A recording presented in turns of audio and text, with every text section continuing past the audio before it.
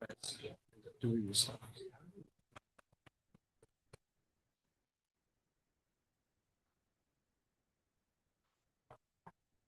evening, everyone, and welcome. I'd like to call the Planning and Zoning Commission meeting of December 21st, 2023 to order. We have 3 public hearings scheduled for this evening, so I want to take a few minutes to review the process for public hearings in the current hybrid format of our meetings. During the public hearing, the applicant will be invited to present the application, explaining to the commission and others present what is being requested. The applicant or staff will share all application materials on the screens as needed. Comments of town agencies will be read for each application if there are any. There will be clarifying questions coming from the commissioners. Then there will be an opportunity for clarifying questions from attendees. For Zoom attendees, please raise your hand through the Zoom platform and wait to be called on and unmuted. As this public hearing must be recorded, attendees will state their names and addresses before asking their questions. Next, those who wish to support the application may come forward, and then those who oppose the application may come forward. Sometimes we combine those into one for the goal of efficiency. Again, it is necessary for speakers to identify themselves each time they speak by stating their name and address. The applicant will then have an opportunity to address any questions or concerns raised by the public or the commissioners. Once the public hearing is closed, the applicant is free to leave or remain for the balance of the regular meeting, during which the commission will try to reach a decision on each application. Each applicant will be notified in writing as to the decision of this commission and has a right to appeal to the Superior Court if desired. Decisions of this meeting are available the day after the meeting by calling the Land Use Department at 203-245-5631 after 9 a.m. All actions taken tonight by the commission will be by roll call. All commissioners and staff will identify themselves for the record before speaking. Seated this evening are members in alphabetical order, so maybe we could raise our hands. Mike Bogda, Jeff Downs, John Duza, John Morgan, Bob O'Connor, Janet Peckinpah, Andy Rubin, and myself, Carol Snow, Chair. Staff present this evening is Erin Mannix, our town planner. This meeting is live streamed on YouTube and will be made available on the town website for viewing. Additionally, I would like to ask that we treat each other respectfully throughout the meeting. And the town planner will now read the legal notices. Notice is hereby given that the Planning and Zoning Commission will hold a public hearing on Thursday, December 21st, 2023 at 7 p.m. in Meeting Room A, Town Campus, 8 Campus Drive, Madison, Connecticut. This is a hybrid meeting, and attendees may also join via Zoom webinar through either the webinar link or call-in information below. The webinar ID is 915-8196-6735. The passcode is 452138. Or dial 646-558-8656. The following applications will be heard. 23-50, 14 Railroad Avenue, map 49, lot 54, zone D, downtown district. Owner applicant is 14 Railroad Avenue, LLC. Application for special exception modification per section 6.2.2.2 and major downtown village district alteration to previously approved 13-unit multifamily development with associated site improvements to alter the proposal and reduce the development to 8 units with associated site improvements. Application 23-51, 48A and 48B Wall Street, map 38, lots 36 and 37, zone D, downtown district. Owner applicant Saltwater Property Group LLC and Saltwater Property Group 2 LLC. Site plan review and downtown village district major alteration applications to merge lots 36 and 37, demolish the existing structures on lot 36 and 37, and construct a new 3-story commercial office building with associated site improvements. Copies of these applications are available for inspection in the land use office. Further details on how to participate in the webinar are posted on the Town of Madison website, www.madisonct.org. All written correspondence may be submitted to the Land Use Department via email at landuse@madisonct.org. Dial 203-245-5631 for assistance. Dated at Madison, Connecticut, this 28th day of November, 2023. Carol Snow, Chair. This was published once in the source on December 7th, 2023, and once on December 14th, 2023. Thank you, Erin.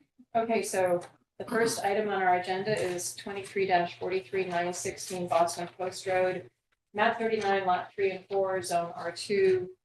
Owner applicant is the General's Residences at Fence Creek Homeowners Association Incorporated. It's a special exception permit modification in the coastal site plan, removal of the public access proposed viewing area, and this is a public hearing that has been continued from November 16th, 2023. Could I have a motion to go ahead and continue this evening? Thank you. Second. John Morgan, thank you. No further discussion. All in favor? All right, we invite the applicants to come forward. Is it okay for me to sit here, or did you want me to go there? It is easier to hear closer to the speaker if you're able to, or you could take the microphone if you prefer to. Okay. Okay, all right. Cindy Gardner, 916 Boston Post Road, Madison, Connecticut. To pick up where we left off, the commission seemed to be in favor of some of the ideas that we were offering to you, but to formalize our plan. So one of the things you asked us to do was to formalize our bylaws, which we included to give to you. For our HOA board formalized that and voted on it. You also asked us for a formal plan to remove the invasive species and to tell you about our vendors. And the third thing was to coordinate with a Connecticut land trust. So for the bylaws, we submitted to you our secretarial certificate where I think you have it all, so I don't know if you want me to read it, but we had 4 points that we agreed to. The HOA agreed to remove all invasive species on its property and maintain the view to the Tidal Creek in perpetuity. Number 2, to incorporate into its bylaws and record in the Town of Madison land records. A, that the HOA shall maintain the riparian buffer plantings, including replacing plants as necessary, and remove the Phragmites and knotweed on its property annually to maintain the view of the Tidal Creek in perpetuity. And B, the HOA will include an annual line item expense for the maintenance of the riparian buffer plantings and the invasive species management on its property. 3, we would record a deed restriction in the Town of Madison land records to require the views to the Tidal Creek to be maintained in perpetuity through the maintenance of the riparian buffer and the ongoing invasive species management. And 4, we would agree to mow or crush the invasive species on the Madison Land Conservation Trust property in the marsh bordering the HOA property, as shown in the diagram that we showed you, so long as the trust permits the HOA to do so, and so long as the commission removes the requirement for the viewing area and the related easement. So we formalized that for you. We also interviewed numerous vendors, and we came up with 2 that were the best. The 2 favorites were All Habitat, and the owner of All Habitat is a board member on the Madison Land Trust. So we thought maybe that would help too. And the other person was Malcolm Hill, and he works for Deep, and is also a contractor for 25 years, has crushed the Phragmites, and he wrote up his plan about what they would do and how when they crush for 2 to 3 years, the sunlight starts to come through, and then the spores and seeds of the native species starts to grow back over time. And so it would benefit us greatly for our property, as well as what we're offering for the town, if we could coordinate with them. But the third thing that you asked us, the Connecticut Land Trust, the president is in a transitionary stage right now. So Ben Diebold was stepping down and a new president was stepping in. So then we talked to their attorney, Keith Aidensworth. We updated a new agreement. The first one didn't have enough details for them. So they asked us to Number one, get a proper vegetative management plan beyond just mowing annually to protect the wetland and prevent other invasive species from taking hold. So I asked what they meant exactly, and they wanted us to work with their environmental consultant, which is Stephen Danzers out of Stamford, Connecticut, and we engaged with him to help us with the plan because we don't know what to do, so we need that help. The second thing they asked us for was the identification of the vendor and his qualifications, et cetera. They know the owner of All Habitat, and we introduced them, gave Malcolm's information to them. And the third thing was the deep permitting, which the deep you don't need a permit to mow or crush if the machinery is a floating, it has the 1 pound per pressure, so that it doesn't hurt or damage the marsh. So as far as what we further engaged with that environmental consultant, Stephen Danzer, who will teach us a lot. We engaged with him, and we want to promise to the Madison Land Trust that we would ensure the removal and the treatment is to their standards. So we would depend on his expertise. So lastly, we just are asking the commission to remove the public viewing area from our easement because there's nothing really that we would gain from withdrawing and waiting a few months. That any kind of delay will help improve us. We promise that we want to be able to work with the Madison Land Trust. Because they didn't sign the applicant, you saw this, the agreement that I tried to go through with, have them sign.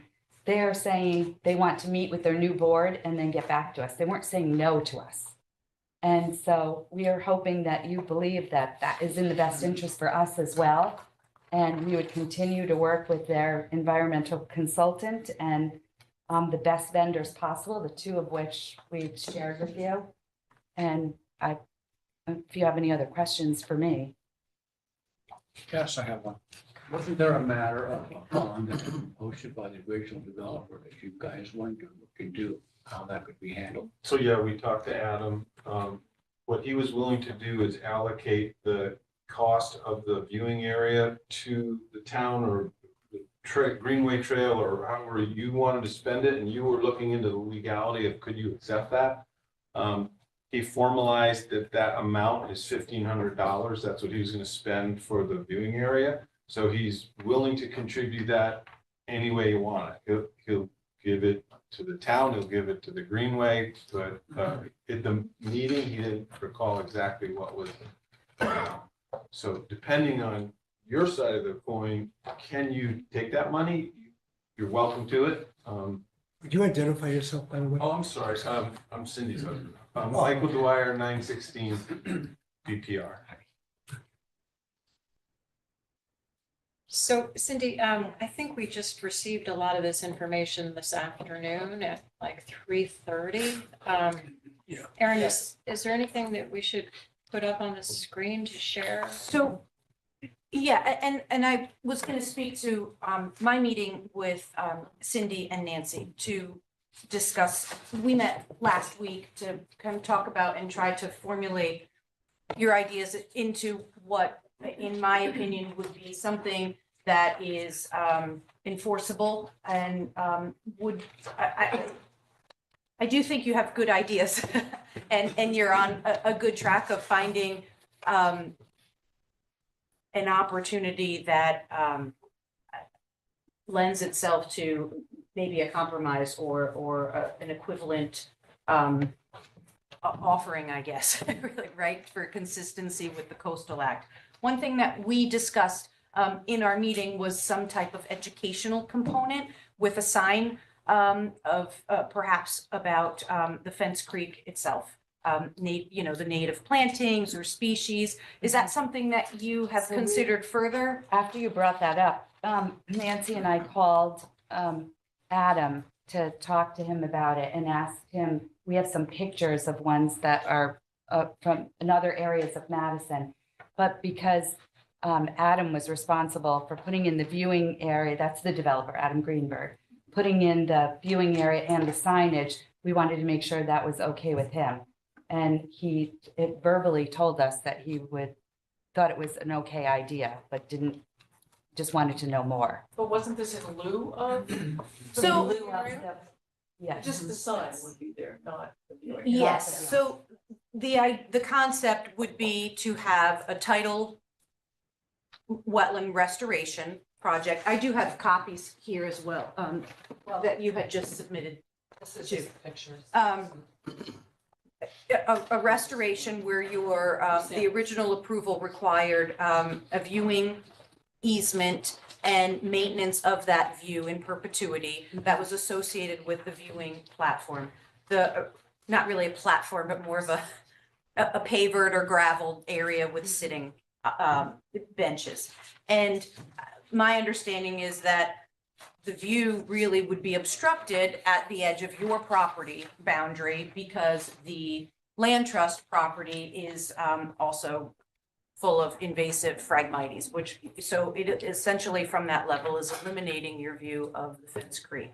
And so this idea to partner with the land trust and obtain permission from them to maintain not only your property and your riparian buffer in perpetuity, but also the view all the way to Fence Creek is a restoration project and a maintenance project, coupled with the installation of the sidewalk for DOT and I still have to review that plan to make sure that the length of the sidewalk is consistent with what the two plans that went, one went to the Department of Transportation for review. And we need to confirm with the design engineer that the length of that is what the commission had originally approved. It doesn't quite go to the edge of the property, but it does extend to the east quite a bit towards that guide rail area. And that would lend itself to, a nice view there. And then also the opportunity for educational signage, such as like what's on the Greenway Trail or something of the type, on this top picture here. That could talk about native grasses, the Spartina that you're trying to get back, native birds. It's also quite nice with the Audubon, facility across the street. And maybe a little educational, about the trust itself. So I thought that was on the right track of an alternative to the installation of the viewing area. My concern at this time is that there is not anything prepared for review, for filing on the land records. There is not a formal written agreement with the land trust at this time that the commission has the opportunity to review, or that restoration plan from the professionals such as Steve Danzer or Malcolm.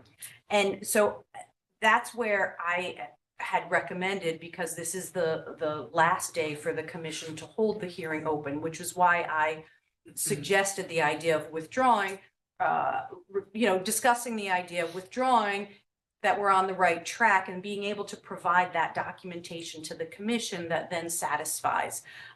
There really isn't anything binding here from the commission that they can point to, or an approved plan or documents on the land record, such as the public access easement that currently exists.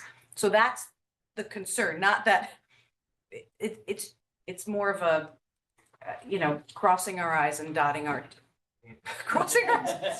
We're only on the first one, I'm sorry. It's a procedural. You know what I mean? I'm sorry. So that's, So I'm Nancy Olson. I'm president of the HOA now, and I live at 14 Boston Post Road. We do have a plan from Malcolm that is in his letter, and it talks about the crushing, that's his recommendation instead of using chemicals, which is what we would prefer also. The second thing is we do have an easement that's in place for the public access, and it includes a lot of the restrictions on, maintaining the riparian buffer and eliminating the invasives. So my assumption was that once we had the basic terms of what you would like to see, we would go back with Aaron and negotiate and work on an easement that would basically continue those commitments and remove the public access. And any other, if you wanted a further deed restriction, we would be happy to do that. But we figured that was paperwork that would come and that you would approve, to a condition, you would approve with conditions. And the conditions would be an easement agreement. If you want a deed restriction in addition, I'm not a real estate lawyer, so it's up to whatever you want. I think the So- biggest missing piece is the buy-in from the land trust. The- Correct. That's where we can't authorize you to do a restoration, or the commission can't authorize you to do restoration on someone else's property as a condition. So that really needs to be Part of this. secured, I think, and presented to the commission prior to them acting. And we did everything we could. We jumped through massive hoops and you know, they're so I don't mean to argue, but they are an organization that's making a transition at the end of the year. It's We not- understand Yeah, transition thank you. very well. Yeah. Are we doing public comment? When it's time for public comment. Well, I think it's Madam Chair's decision. She's running this board. Well, actually, I think some of the commissioners would like a chance to say things, including me. So if you could Yeah. just hold your. Well, can we question. keep public or staff comments to when they're appropriate as well?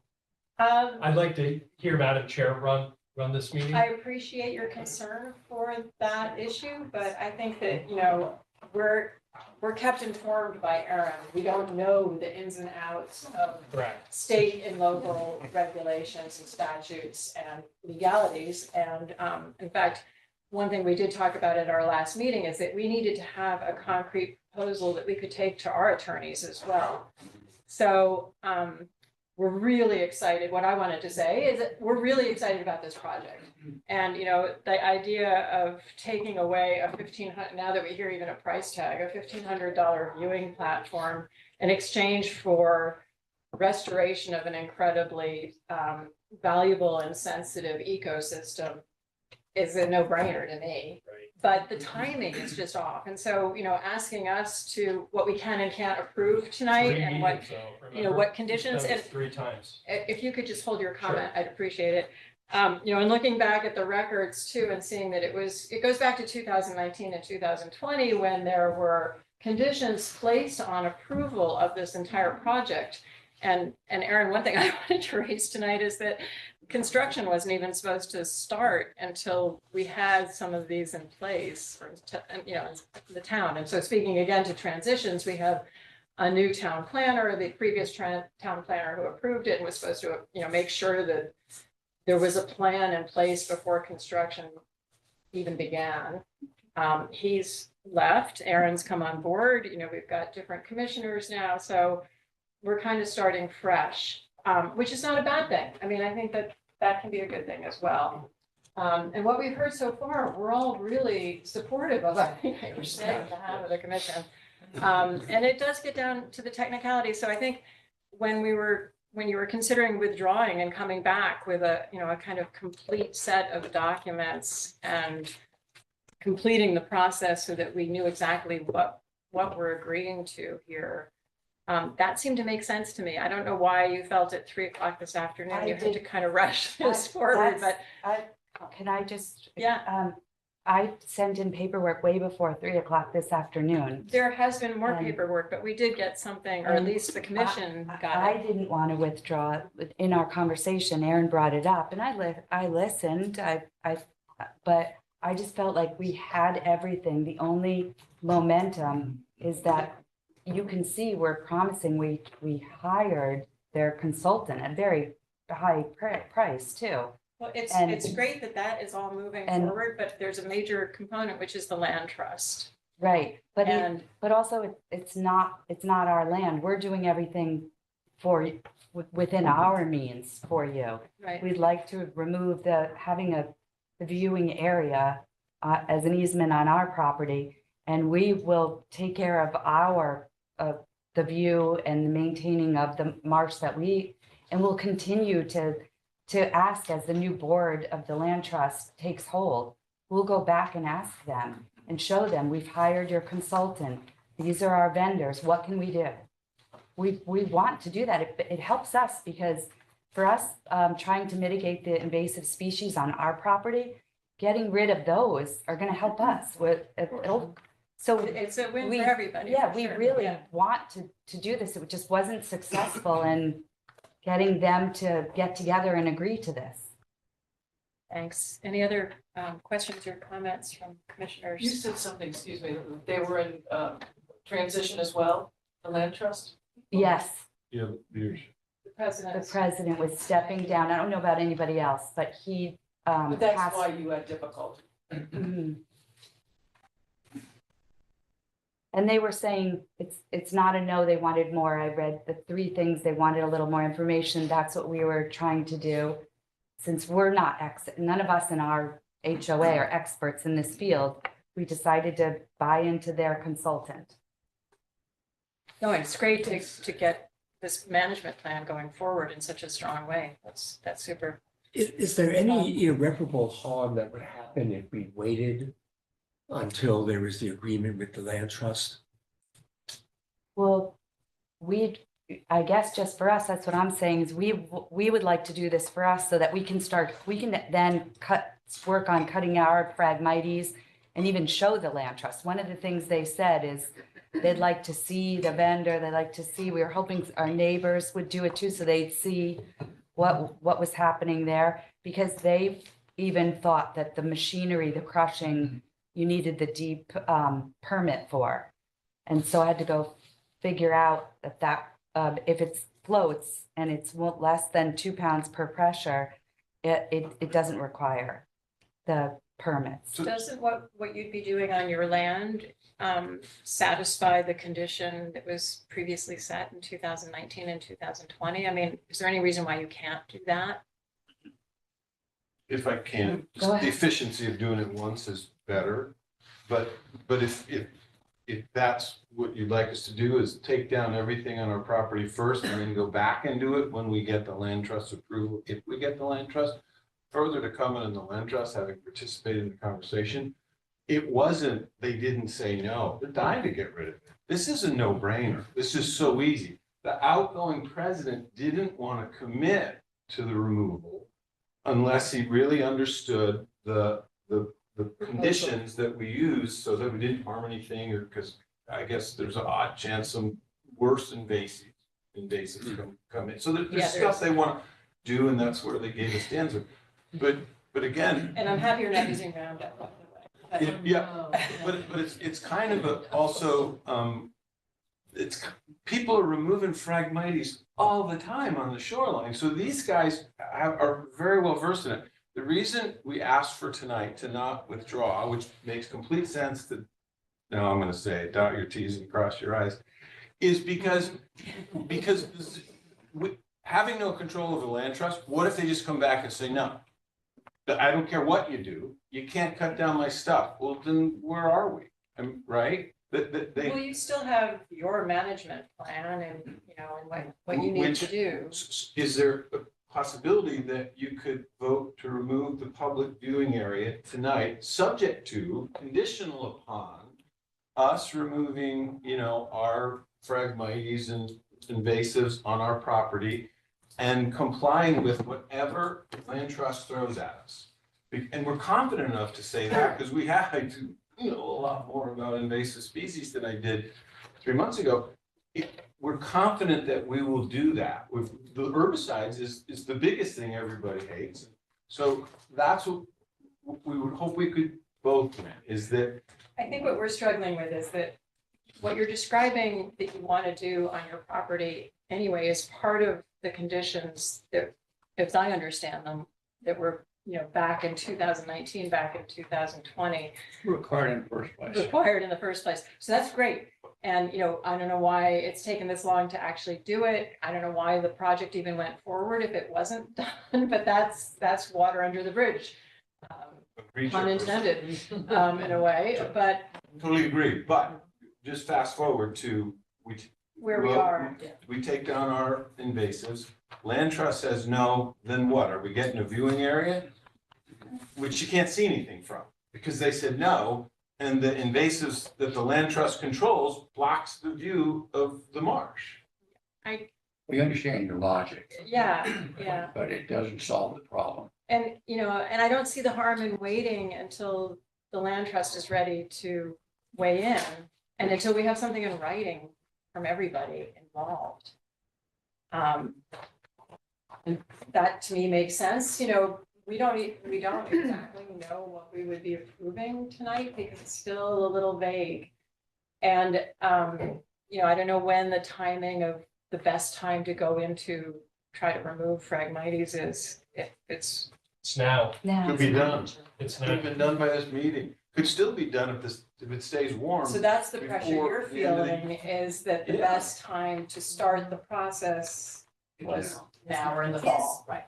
Is there an opportunity to have permission from the land trust if you're paying to have a one-time mowing while you're working on this? I understand that you want them to be done concurrently, so you have the same level of maintenance and you want to get a jump start.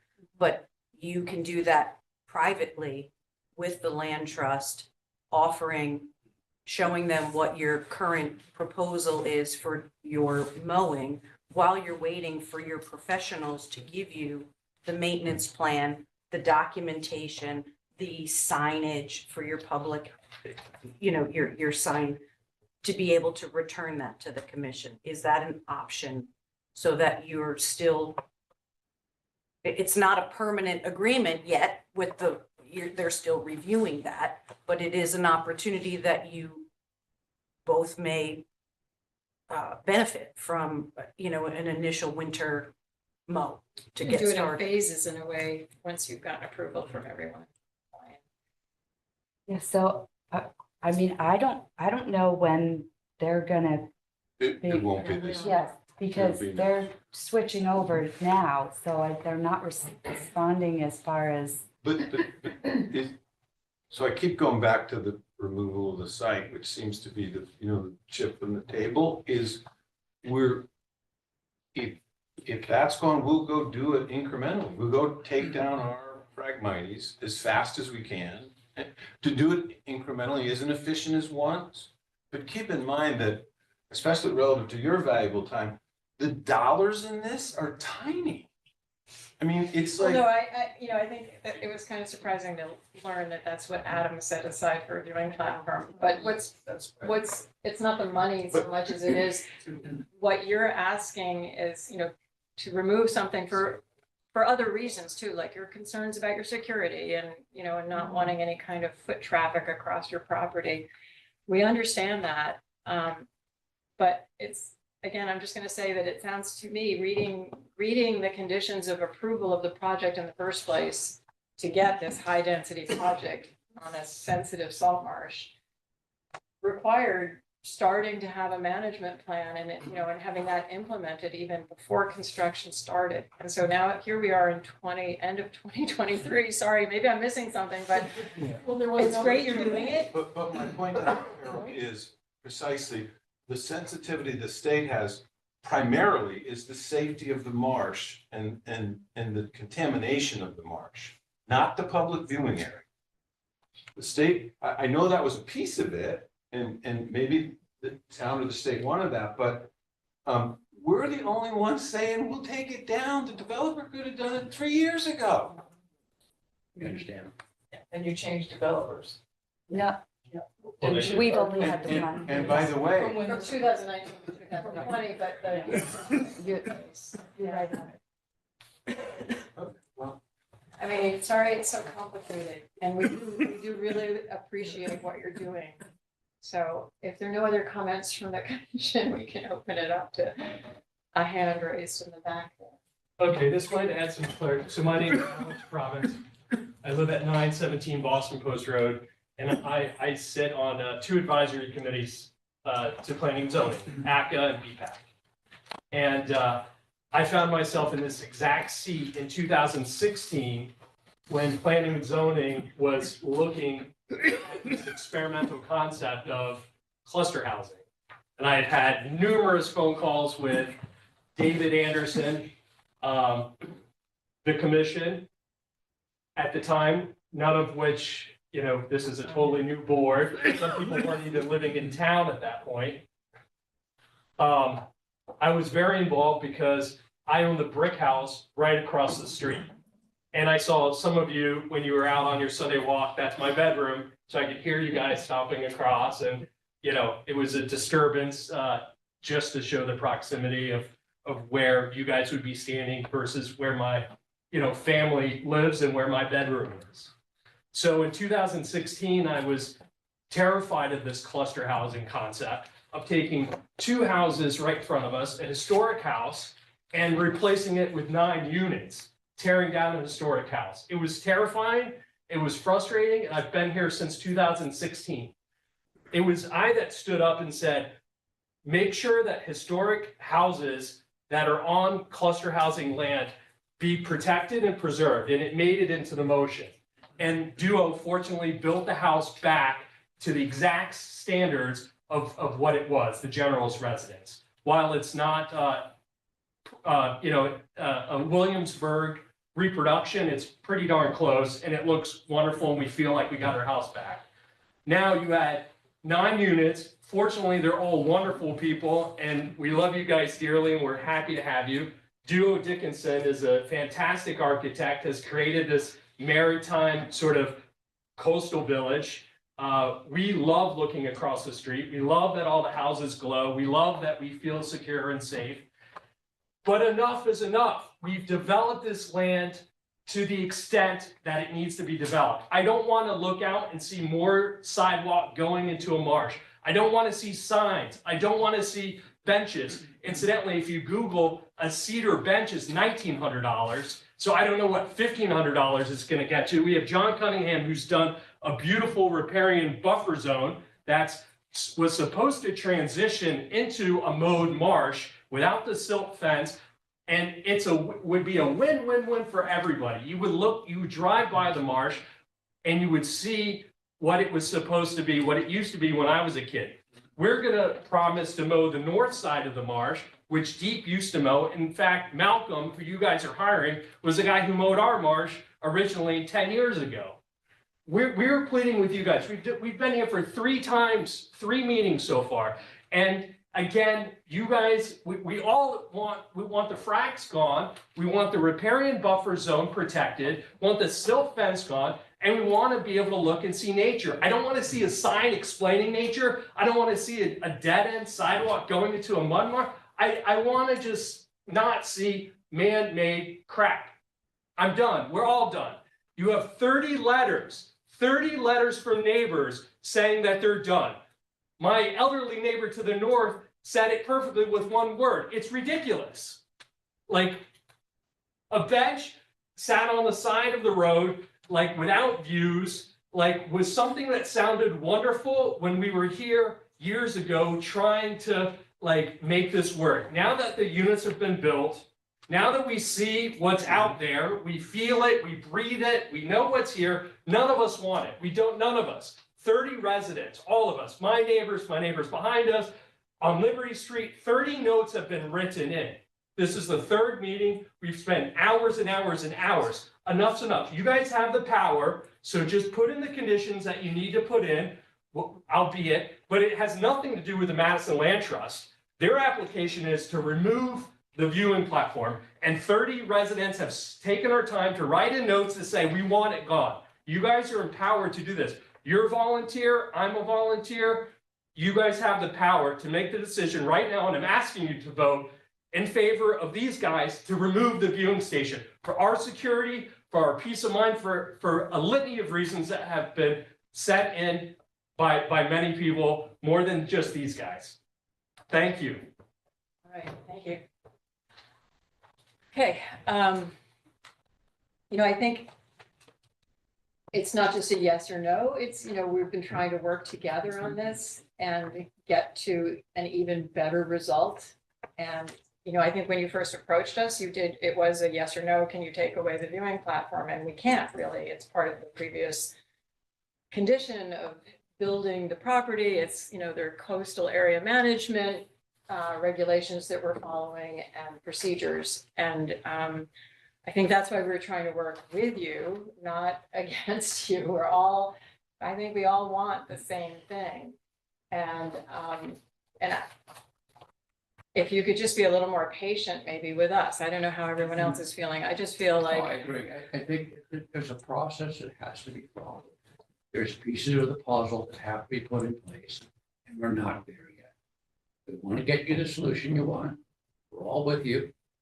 It's a matter of getting all things together at the right time in the right place. and maybe it is because we're so excited about doing this bigger project, which, including going to the north of the post road. And, I don't know if we could get deep involved again. I mean, obviously they have to get involved for some reasons, but if they would be actively involved, and kind of restore the area there better. I mean, we've talked about trying to clear out the conduit that goes under the post road and, there are bigger picture things that we're looking at. That's not what we're here to do tonight necessarily, but it's where I think we all hope to go. So, I don't know, any other thoughts from other commissioners? Gentlemen. Yeah, go ahead. Hi there, good evening, Matthew Bennett, 917 Boston Post Road. I do want to just clarify though, factually, are we certain that you don't actually have the authority to approve the applicant with conditions? Because my understanding is that the requirements that were put into the record as part of the original approval were informed by DEEP with a set of suggestions about a set of coastland preservation parameters that actually were recommendations, not requirements, and that were approved by the Planning and Zoning Board as conditions of the approval, but which this Planning and Zoning Board has the same authority with which they were put in place to approve the applicant to remove.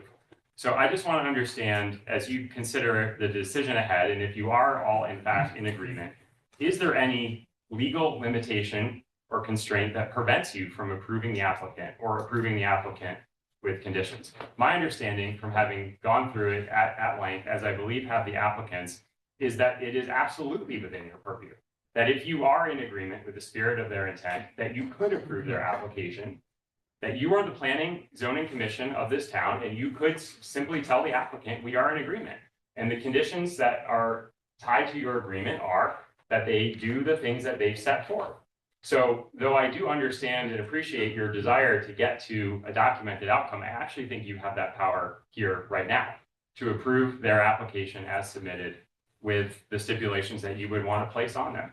So instead of the additional time and expense and effort on your behalf and on the applicant's behalf and the risk of further litigation or whatever else comes of this, I would encourage you to vote in favor of the applicant and set forth the parameters that you think need to go with it to satisfy the original intent and spirit of what everybody here collectively is trying to get to.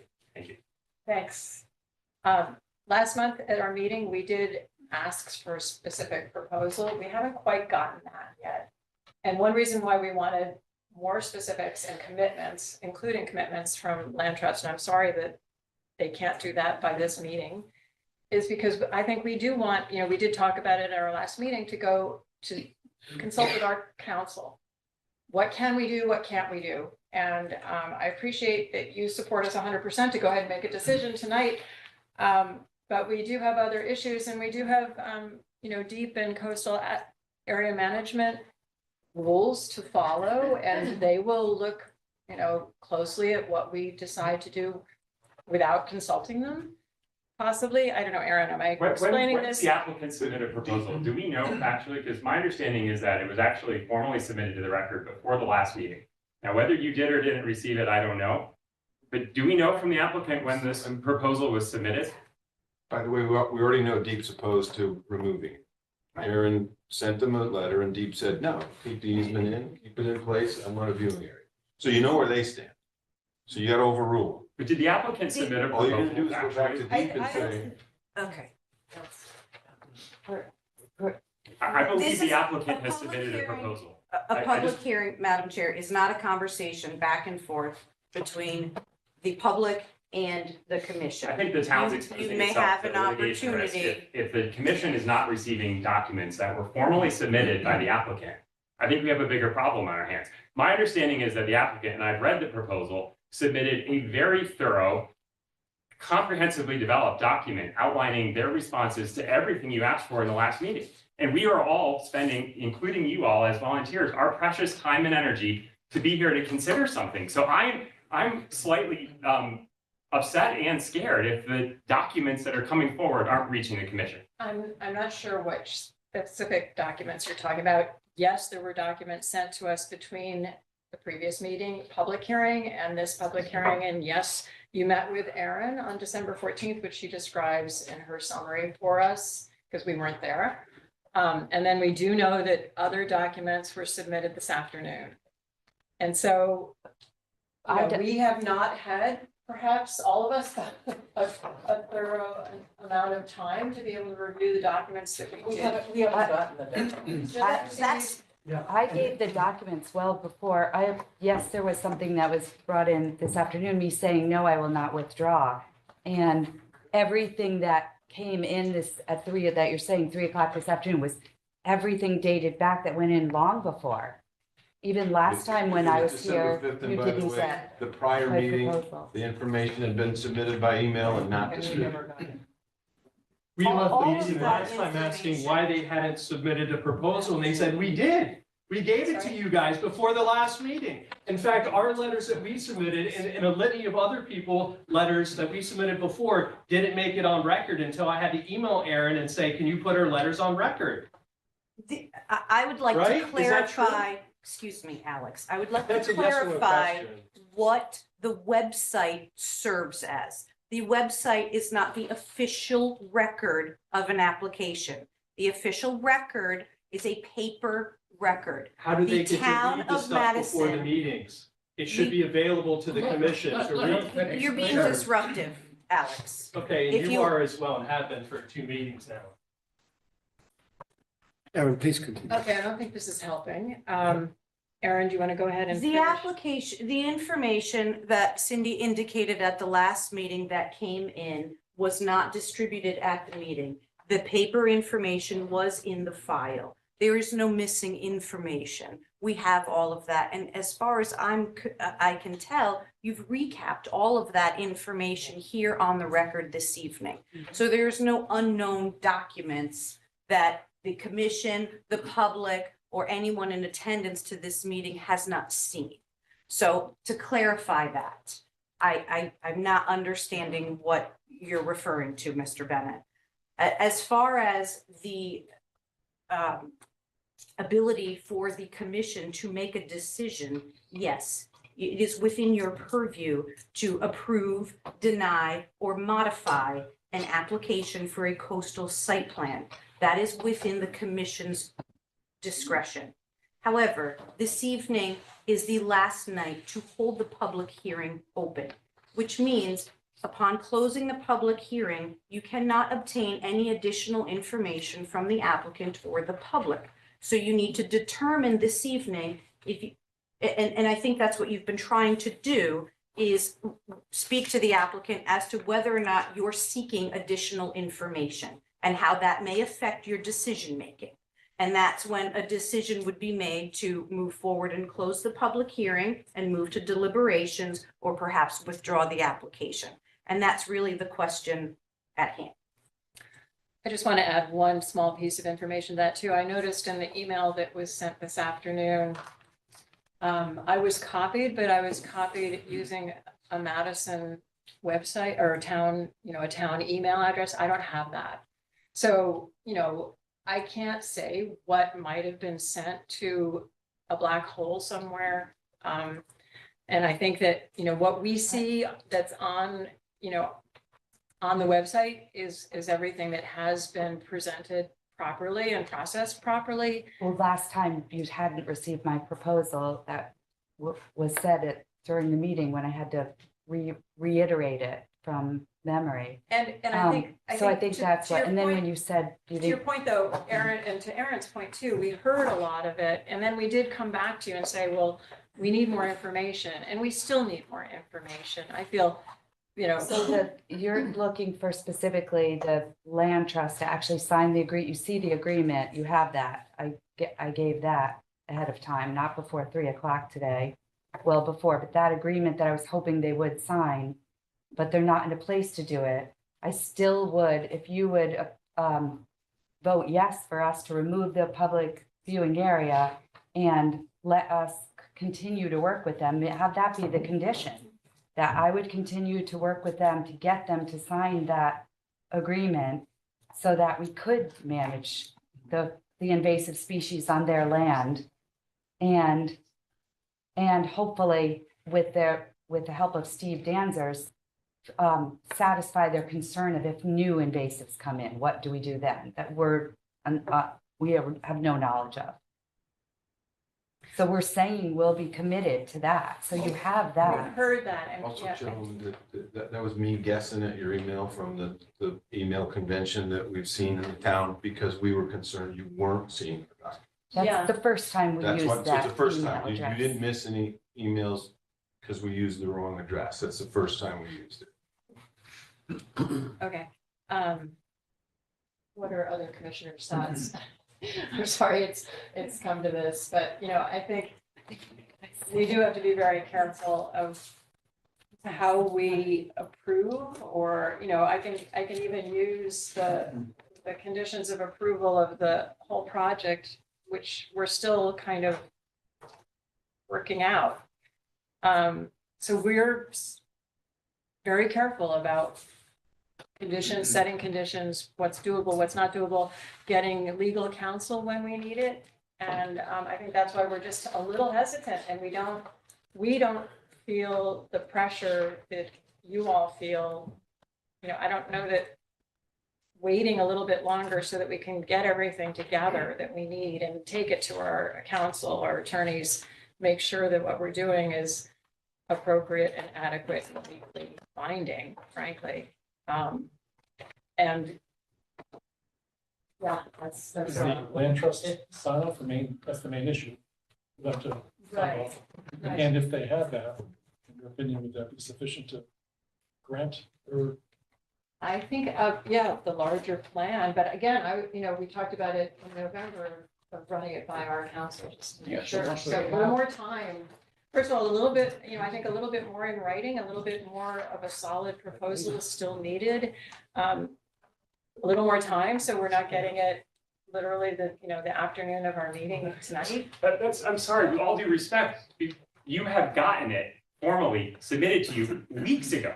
So whether it's coming from town staff or not, I want to ask you to stop saying these, it has been submitted. we have it and that and this You have, document. you have received a formal documented proposal written by the applicant in great detail. So there's a fundamental problem if the commission is not receiving the documents that are being submitted to it. This is December 5th. Okay, Letter to you submitted on that date. So what not we've 3 seen o'clock so today. far has not been enough for us to, and I'm sorry, I don't know why the mad rush, really.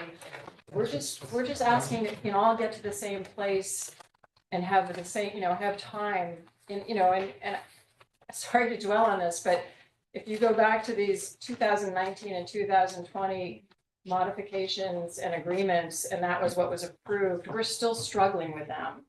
And that's why I think we want to be extra careful that we have complete, thorough proposals, that we know what we're voting on, and not conditions upon conditions upon conditions, because this condition didn't work. And now, we want to make sure that whatever we all come up with, that we all feel really good about, or really excited about, that it works. And has been legally reviewed. And has been legally reviewed, and, and that we have deep involved, we have the land trust, we have everyone who's going to be impacted by this, all the neighbors, owners, abutters, anyone who cares as passionately as we all do, apparently. Just take a deep breath, and if we could look forward to working with you in the New York, that would be awesome. That's how I feel. So I don't know if you want, I don't know if it's possible to withdraw at this point, and come back. Add something like that. Yeah, so the detail that you're looking for on the commitments that were made on the previous conditions of approval, once we got involved and we were partially involved in the development of the easement that is signed and is taken care of, that started when we were at least partially involved. We can't speak for what happened and didn't happen before, but we've shown that when we say we'll do something, we do follow through. And I personally assumed that the commitments in our bylaws and going through all that formal process would give you what you needed to understand that then the formal easement agreement and the change of easement agreement so that we would still be obligated to maintain the marsh and remove the phragmites, that would all continue. And I assumed we would work on that with Aaron and your council, as we did with the previous easement. So that. We really appreciate everything you've done in the, in the few months we've been working on this together. We really appreciate that, but I still don't feel that we have in writing what we need to agree. Yeah, from you. Get the approval from the land trust. That's all we need. In writing. That's all we need. So, Yeah. Madam Chair, the fear though is this. They are obligated to mow their property and they're obligated to put in that little viewing station. They have $1,500 to do so. And John can explain what the idea is. Some stone, a bench, and it goes off the sidewalk. You guys have the drawings of where it would go.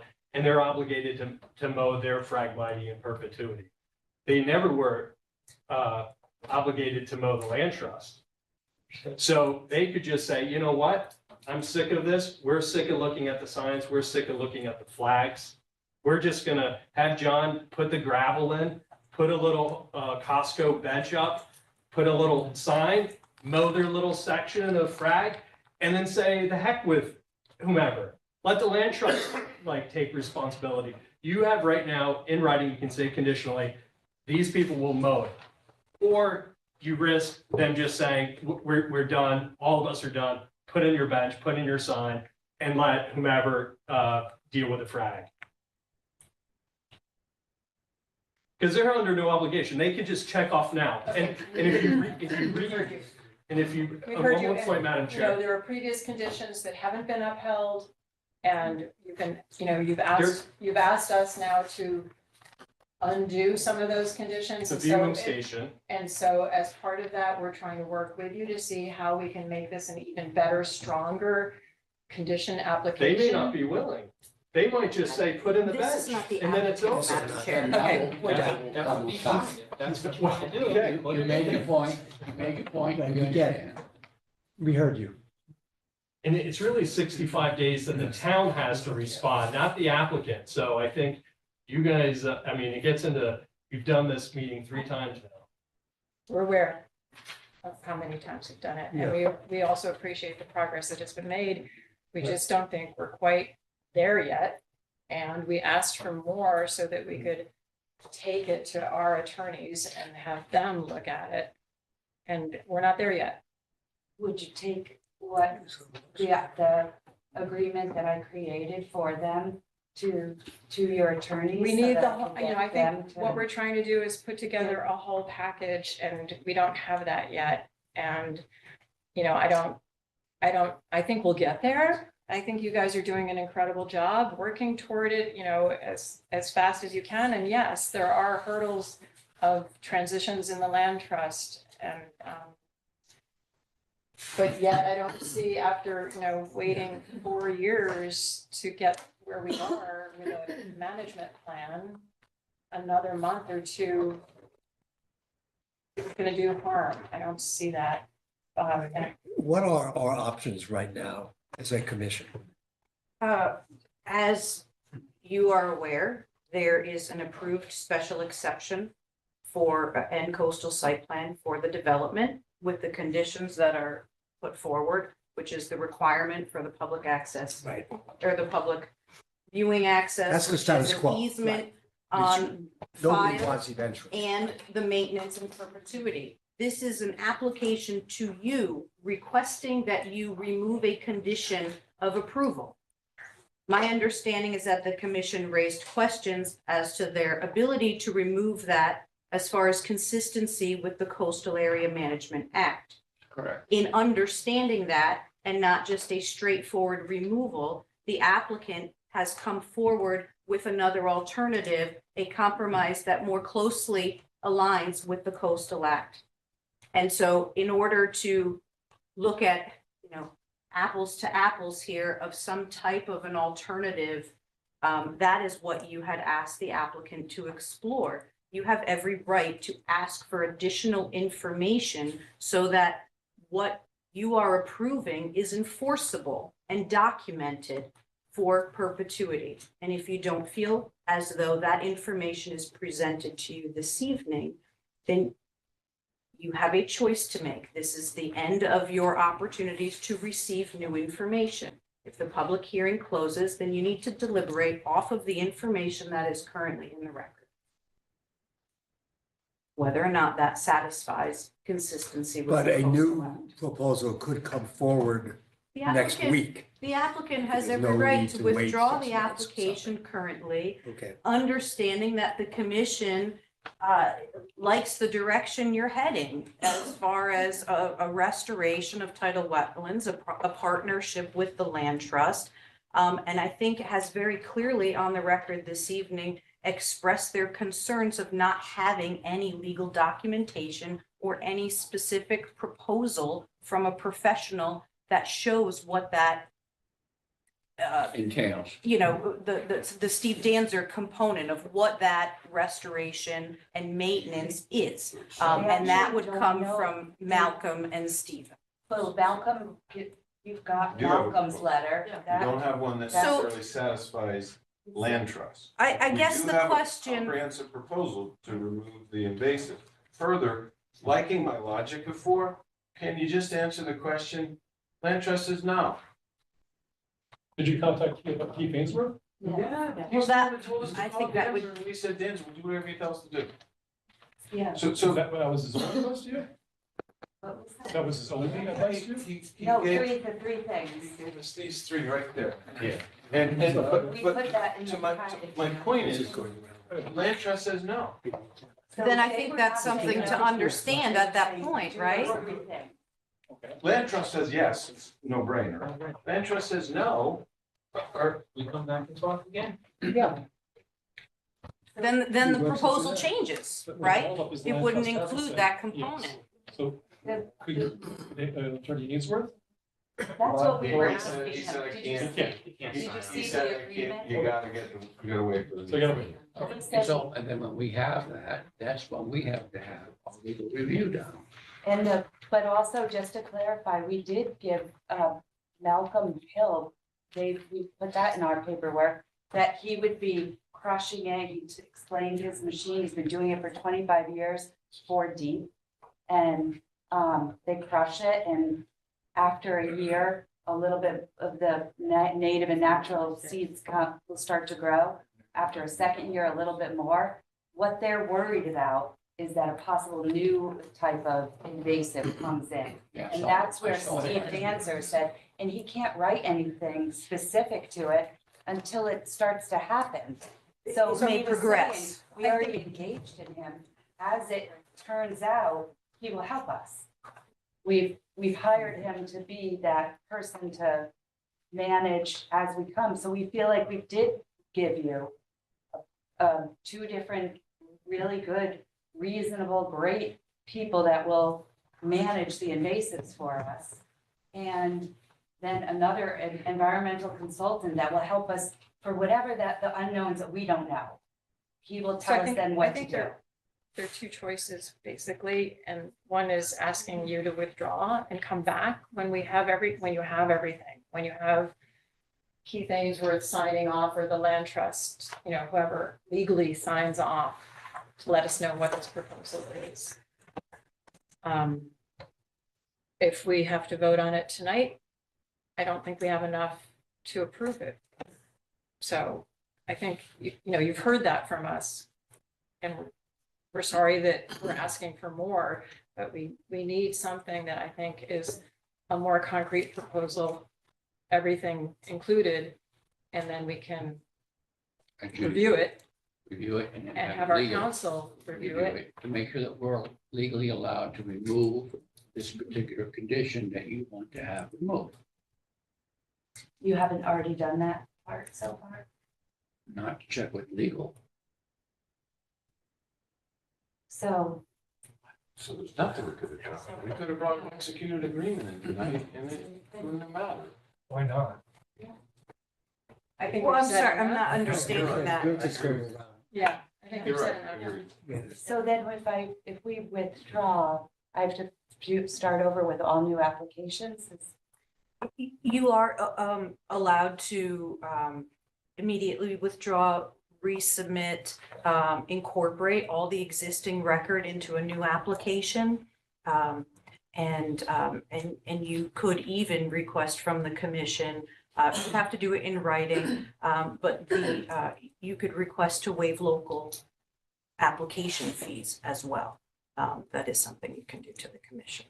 Madam Knowing Chair, that it's a hybrid you've meeting, gone are there through- public people that want to raise? I mean, are we have to follow formality of public comment? Would you yay. let us run the meeting, please? Sure. Thank you, Alex. I appreciate some of your input, but not all of it. I'd be scared if we agreed on everything. Usually we hear when there are hands raised. And listen, I really appreciate also even just getting to this point with you and seeing if how we can keep it moving forward. And I'm sorry it's become so contentious. I thought this was going to be our easy one at the top of the agenda. Erin, are there any hands raised? Yes, I have one just raised. It's Ron Clark. Ron, can you unmute and identify yourself, please?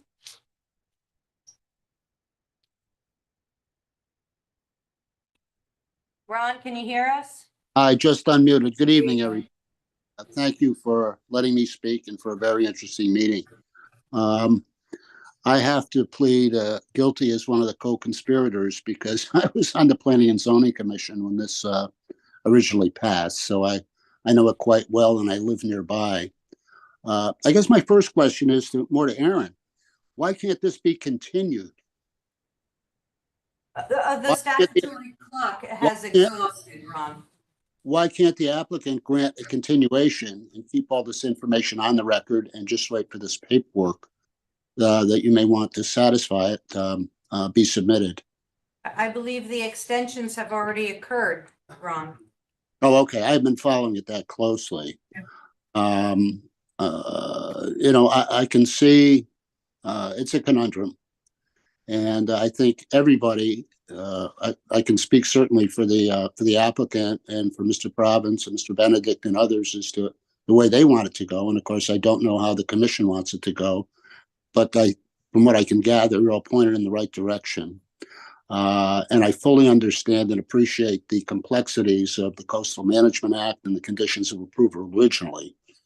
And if it has to be done, it needs to be done correctly. But I was hoping that a continuation might be more in line to keep all that information on the record. So I'm sorry that's not an option that you have. I would also say to the folks of the general's residences and also to Alex Province that Phragmites removal is an extensive amount of that is done at the Madison Country Club, acres worth during the year. And as this thing moves forward, hopefully it will, that they contact them and see who their contractor might be. And hopefully there could be an economy of scale doing all that work in the same neighborhood at the same time. But other than that, I can only say I feel your pain. I hope the folks, that the applicant understands what you're dealing with. I certainly do. And like I said, I from what I see, I think everybody wants to do the right thing, but it has to be done properly. So I guess that's all I have to say. Sorry we approved it in the first place, I guess. I mean, approved the viewing area. Thank you, Ron, for tuning in. We thought, I think, never look a gift bench in the mouth. So thanks everybody for your time. Have a good evening. Merry Christmas. Thanks, Ron.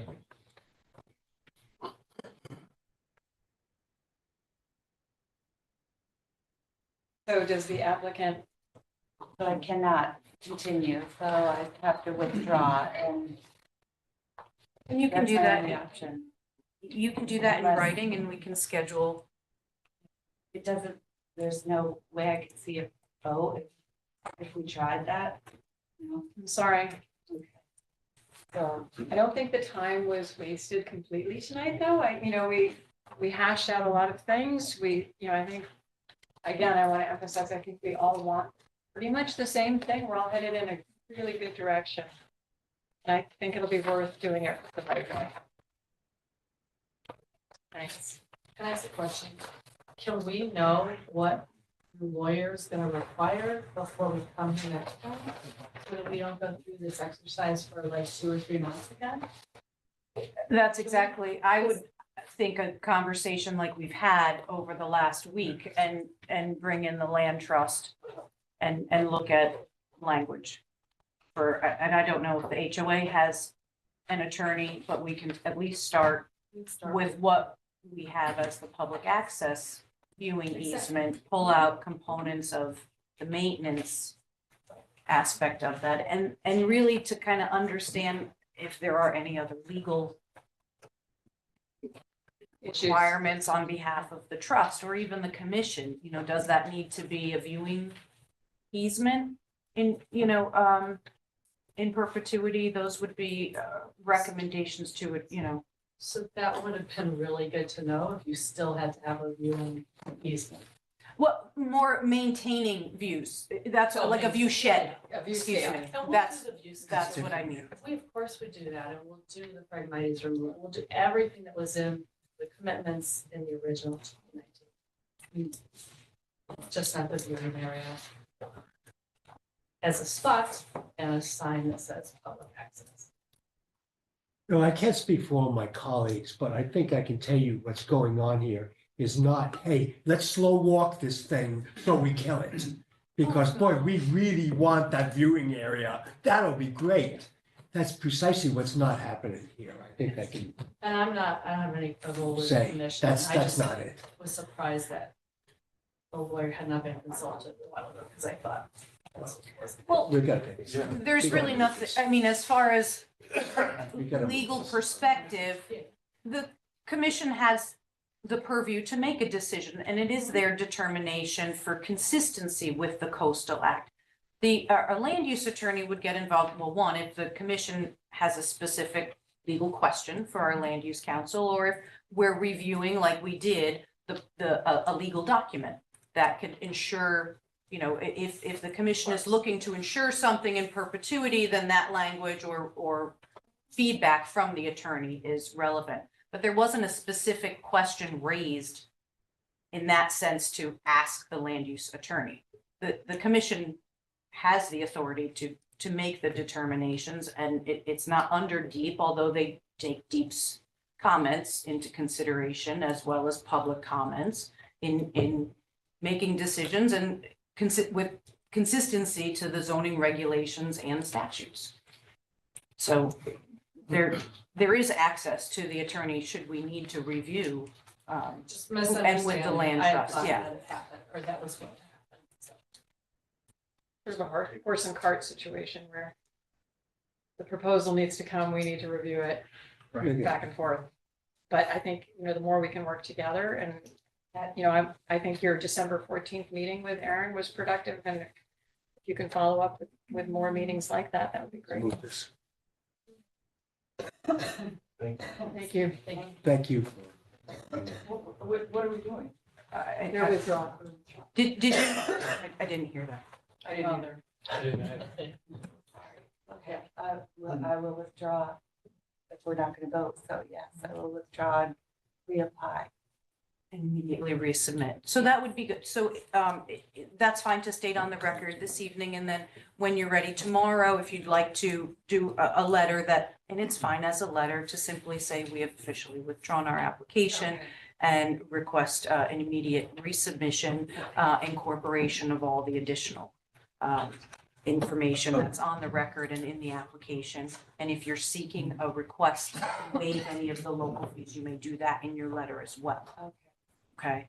All right, I'll do that. Danzer said he was available mid-January, as soon as he could get out. We'll have, we'll have lots more. Good. And the new president, when, you know, I actually don't, did you know who was the new president? I did have him copied on an email. I can't recall his first name off the top of my head, but I can get his name for you tomorrow. I'll look him up with Ben. Okay, all right, thank you. Thank you all. Thank you. Thank you.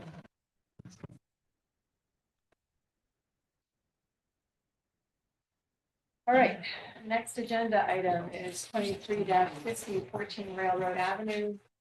Application for a special exception modification and for section 6.2.2.2 and major downtown village district alteration.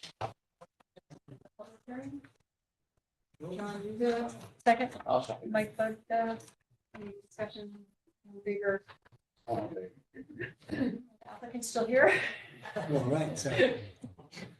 Thank you So for your is it- patience. Is this working? Let's just turn it on. There's just,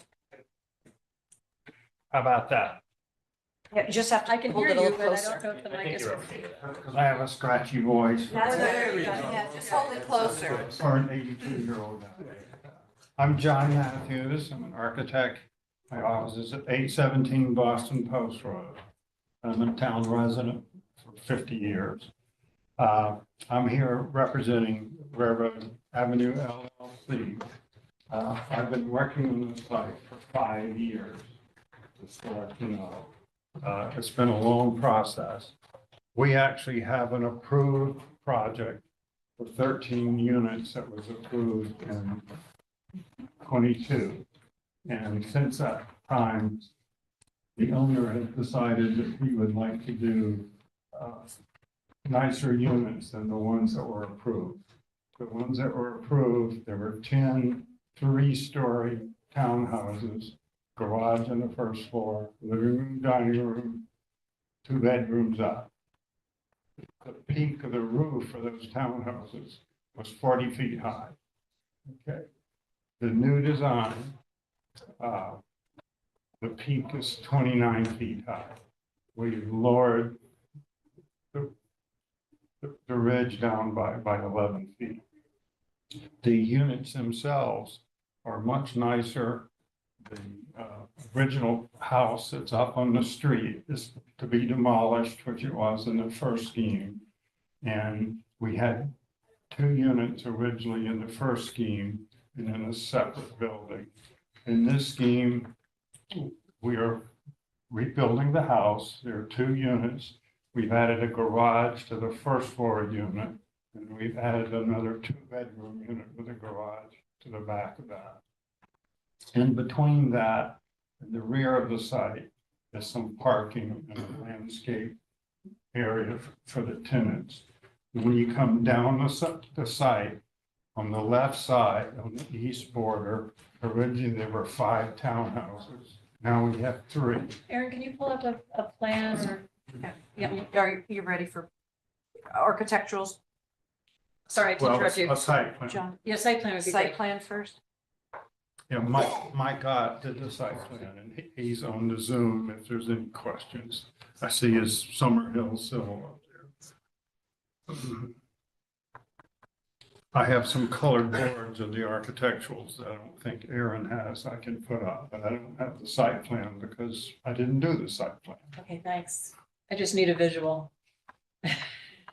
Good evening. Just for the record, I'm Mike Ott with Summerhill Civil Engineers. Aaron, would it help if I shared my screen and showed the site plan? Sure. Please. Thank you, Hi, Mike. Mike. Welcome. Thanks. Just give me 1 sec. Okay. Can the commission see my screen now? Yes. Okay. So I'll scroll to the site plan, John, so you can actually, how about if I show the simpler version? Would that help, John? Yeah, this is good. Thanks, Mike. So top of the screen, Railroad Avenue. This is the rebuilt house. The problem we had, we only had 18 feet and we had to have a 20-foot drive and sidewalk and so forth. So we're taking it down, rebuilding it slightly larger with a garage, front porch. It looks pretty much like it does today. And this is the new 2 unit in the back. And as you come down, excuse me, the driveway, here's the 3 units here. And you turn, originally there were 5 here, and there are 2 units here. And there were originally 5 there. One of the additions to the site plan is we have 9 spaces here that are going to be dedicated to the Bradley and Wall Restaurant. That was one of the driver things, because Bradley and Wall essentially owns both the sites. And then we have a collapsible bollard, so the fire department can go through whenever they want. So again, the roofs of these are down 11 feet from where the approved plan has, which I'm sure will make our neighbor happy, hopefully. Is that what prompted the revision? This is, the De Bureau's are our neighbor here in this section right here. So actually, I think we can go to the architectural plans now. And John Cunningham is also here, who did the landscape. And he's had 3 bites at the apple too. Mike, John, for you? if you could, Aaron, I don't have those readily available.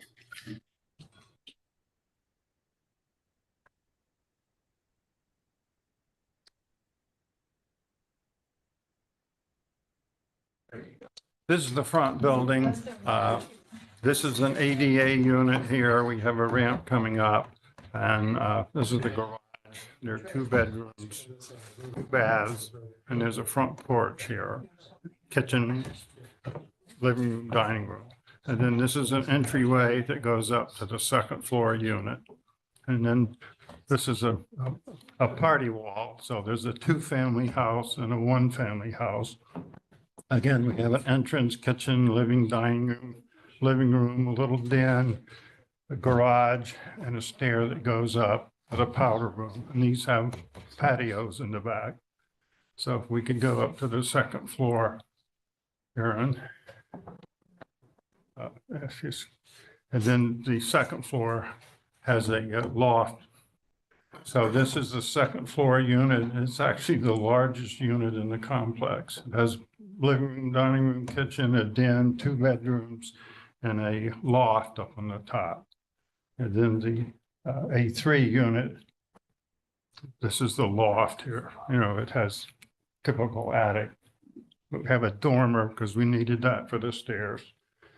Then, so again, this is the other 2-bedroom unit. Stair is a little open area, 2 bathrooms, laundry, and so forth. Now, if we could go to the elevations.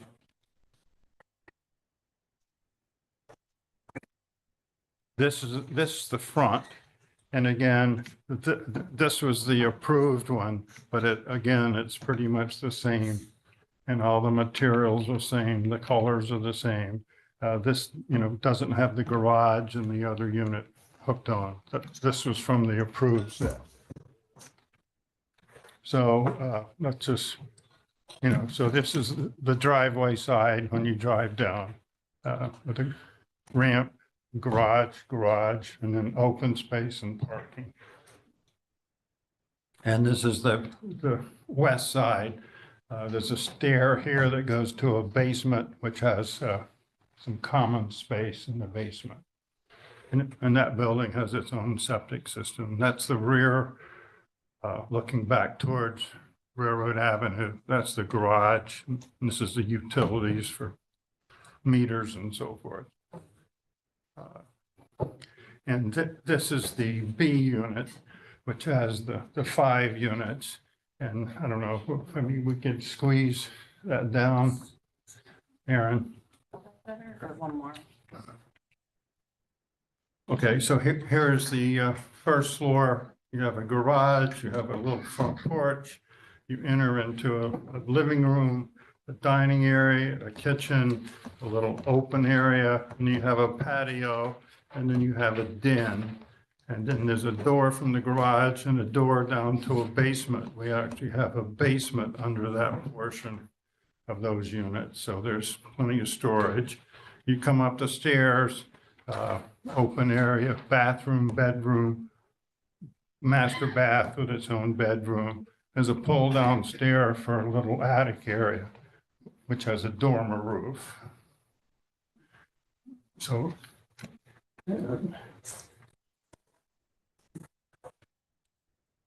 And this is just a section that's cut through, looking up the stairs. That's the little dormer roof up above.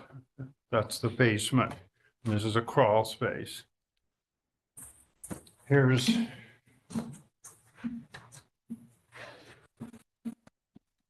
this shows the 2-unit building in color. That's the 3-unit building. And again, this is the 3-unit building from the back and the 2-unit building in color. This is just a detail that shows the materials, which again, they're shingles up in the gable, narrow clapboard, wide clapboard. And again, those are all approved by ACA, and they're the same ones that were approved before. This is an interesting one, which is called a streetscape drawing, which is required in this area. So these are the existing structures. And then that's our proposed new front. So it pretty much looks like what's there today. I have to screen share that. Let's see if I have anything else here to show you. John, she just put these. I'm a little slower than you, John. Okay. Hold on. Just there wanted to it make is. sure that those attending online. But could mine's see in the color, screen so. Anyway, you know, does the commission, any of the commissioners have any questions? Because I'm actually pretty much done with my presentation. I'm going to make it short and sweet. Thank you, we appreciate that. And I think it looks great in, going from 13 units to 8 units. I wish we'd see that kind of application more often. Reducing- Usually people come in and want to add units. In this Exactly. case, we came in and took Any units away. questions? Yeah. Question about the parking at the restaurant. Can you explain that? Yeah, if we go back to the site plan here. Actually, Mike had the site plan. Just so I'm clear, the actual property is going to be, for lack of a better term, sandwiched in between the restaurant to the south and the railroad tracks and the road to the north, correct? No, we're this way back. But much It further. comes off of Railroad Avenue Yeah, and it goes back. yeah. and See, there's a lot of- here's Railroad Avenue. Yeah. Here's the railroad. There's parking actually over Yeah, there. no, I know. Bradley Okay. Wall is Then, down. then there's houses there, and there. The Where's Bradley and Wall? Bradley and Wall is right here. Okay, that's what I, yeah, that's what. So And it is- at the end of their existing parking, there's a drive that comes in, and then there are these 9 spaces. And there's also an exterior sort of garden eating area where people have some tables and chairs. And then behind that, behind our parking lot, there's just a big sand lot that they blew out or whatever, and left there. It's a mess. That's what this is. actually. Yeah, exactly. Right. That's what I was hoping. That's where this is going. Because that's, does that? Yeah, and our neighbor, this is the septic guy next door to us here. He has big piles of dirt and everything else. John, can you speak to the parking that is proposed to be dedicated? I think that was John's question for Bradley and Wall. Sorry. Are those these 9 spaces that are shown Right here. in this little rectangle area? Mhm. So I guess the question is that the landscape plan from tech shows some type of emergency, and I know that was the initial Right. approval. Yeah, It there's was a only driveway. emergency access through the Bradley and Wall Right. piece 102. Right. Now you want to utilize some of that for shared parking for the business and outdoor, the seating is outdoor dining for Bradley and Wall, or is it Or for the residents? it's for the residents, really. You know, but if somebody gets a bag of lunch and they want to sit there for a minute and eat their lunch, they could certainly do that. Okay, because it shows a screening, like a fence. So I read it at the plan as you're trying to shield the dining area from the residents, so I thought, Actually, wanna clarify what it actually, is, that's all. we're not. The parking is reasonably close and that end of the building is mostly blank. The landscaping plan? Right. yeah, I have that, unless you have it, John. I have a colored one, the one you sent in, John. The other question, I guess, is the through traffic. That was, That's my why we have the concern. bollard. There will not be any through traffic. Okay, do you, Yes, you're not gonna be able to zip through the Only for BMW parking parking. lot Right. right in there, okay? can you speak Because to that was what already that in there. looks like? All right. So right here where the dotted line is, we're putting in either one or two of these removable bollards that the fire truck can actually drive over. But no one can come. There will not be any through So the traffic. residents will have designated parking spaces. Oh, yeah, they have plenty of parking spaces. We're like almost 3-to-1 when you count the garages. Where's the Ballard on the map? Is it right that line across? Right. Enough room where this comes to back up and go out. But the people that live here are gonna go to Rattling Wall and they're gonna go downtown. They're gonna walk this way. They're not gonna walk out to Railroad Avenue Right. and, go down Wall Street. So initially we had some kind of gated fence, but that just seemed clumsy, frankly, visually not good. So the movable bollards, which we Okay, talked about, were much better. okay. Do Okay, you want John? to go through I want to go through the length and then I'll ask some other questions about that. So John is right.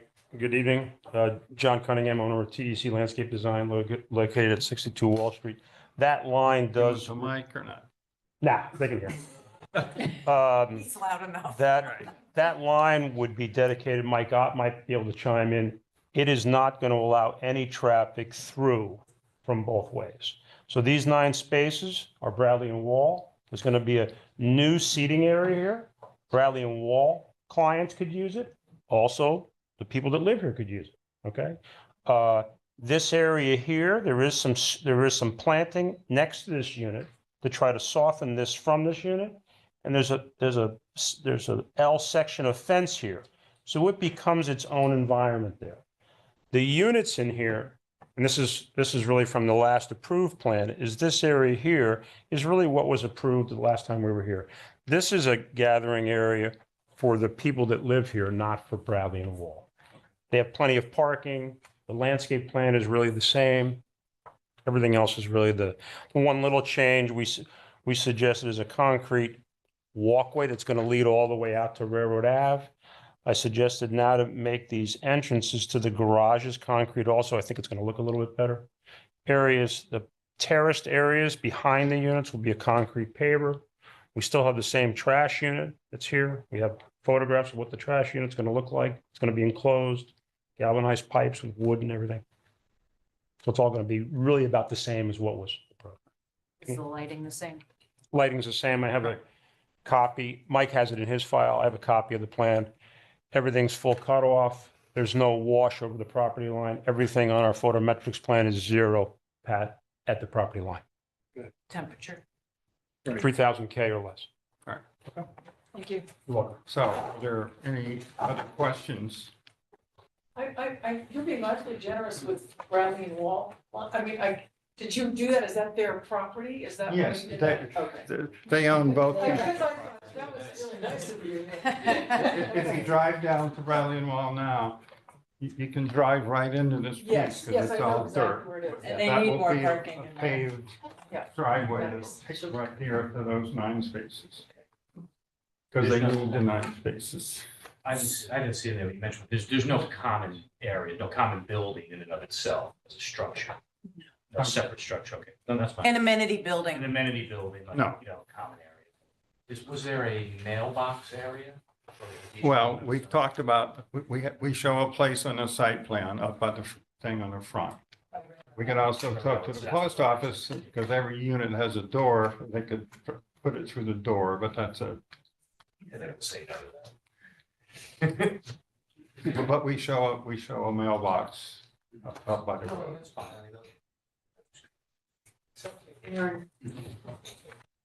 John, Is that considered part of the, I mean, I like the idea here. It looks great. I don't understand. You can just put a structure on this, for the restaurant on this property? Does the health department have to, I mean, is there? To share parking or create parking, they're both in the same, Sitting area, the sitting. right, They're so two there's, separate lots. One lot's owned by Bradley and Wall, and this is owned by 14 Railroad, but it's the same owners. so This is there just is a outdoor seating. legal mechanism. It's all this outdoor seating. They're picnic tables, Okay. really. So it's not, yeah, I guess there's a difference between service and, serving at a table and having Wait staff come So- out. wait staff versus having a picnic table available It's like if they you have want out to front. eat They have the outside. same thing out front. If you Correct. Sit there and eat, you can't, right on Wall Street. The only question I have is, you're showing some landscaping and some alterations to the driveway on 102 Wall Street. And this is an application for 14 Railroad. So any improvements that need to happen on Bradley and Wall property to facilitate that access to new parking would require its own site plan application. Well, it shows on our site plans. It's a different property. John. So that is one item. The second is there should be a legal mechanism, and we talked about this the first time around, and it was a condition of approval that the applicant provide the legal documentation of emergency access over Yeah. 102 Right. Wall Street. So in this case, there would have to be cross easements filed for both properties. And so that would be a recommendation that staff has as a condition as well. This will just be a little more detailed to allow for the parking and then the right to pass for emergency access. Right. And then there would be an easement for the parking, because this would still stay a separate parcel. So that's something for Mike Iacursi to do. Correct. Yes.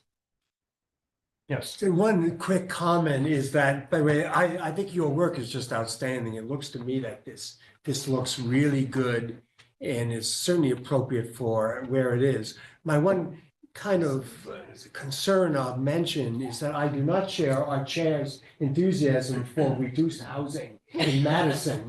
Madison Maybe I needs more housing, I and said lower reducing from density. 11 to 8 is not something I'm pleased with, but I'm certainly not going to object to what you're doing. It looks outstanding. I'll see you next month. Oh, it's not, gee, I thought these would be, this isn't all affordable? Yeah. This is all market. Wrong again.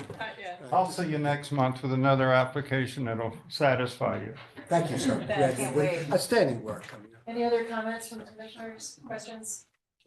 Public? Okay. I guess just. The public. One moment. The design engineer is here and shared a site plan for John to discuss, but if you had questions as far as how the civil plans have changed to accommodate the reduction, Mike Ott is here to answer those questions or present on the record for you. Why are you reducing the number of units? I'm sorry, Why are you reducing the number of units? That was my question. because we're doing a different unit type. It's much more generous, they're larger units, and they have first floor living. The 10 units before, all the living was up on the second floor. You know, this felt that was not a good idea. We had 40-foot high buildings, but now they're 29 feet high. That was another meeting, as I recall, the height, Right. so back down again. It's good. So, commissioners, okay? Should we open it up to the public? There's someone here, I think. Can I have the microphone or Right. No. What's it like? microphone? Microphone, or you want me to just? It glued to I'm my gonna sing hand. now, no. I'm not gonna sing, no. I'm Catherine DeBura and I live where John showed you. And I have lived there for a long time, 40 plus years, and we have owned that piece of property. But I understood, John, that the water company didn't allow the last building to be built. But I could be wrong, but anyway, I'm glad that it's shrinking. But I do have a question on the electric lines, what's happening with those? Yeah. And I also, You finished. I wanted to know why prior you approved putting the garbage enclosure away from our bedroom side, and now it's back to our bedroom side of the home, and I really I really don't want that to be there. I really almost feel it's retaliation because I spoke not in favor of this before. Now the septic is also closer to our property. That's On where that it's side? always been. I don't think so. Yes. Okay, I could be wrong, but it looks like it's closer to our property and we still have a well. The rule, it has to be 10 feet off the property line. Okay, okay, but I would very much like that garbage to not be under our bedroom window, and I don't think that was already approved prior, and now it's back on our bedroom side. Yeah, I thought it was the same as it was, but. No, it isn't. Okay. And then, I guess you answered on the electric lines?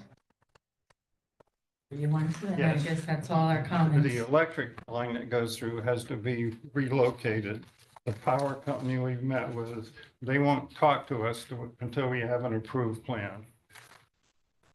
Okay, we have an easement for the electric lines going through our property, Yeah, so. and that easement Of goes concern. through ours as well. They're now overhead. Will they be buried though? in the new property?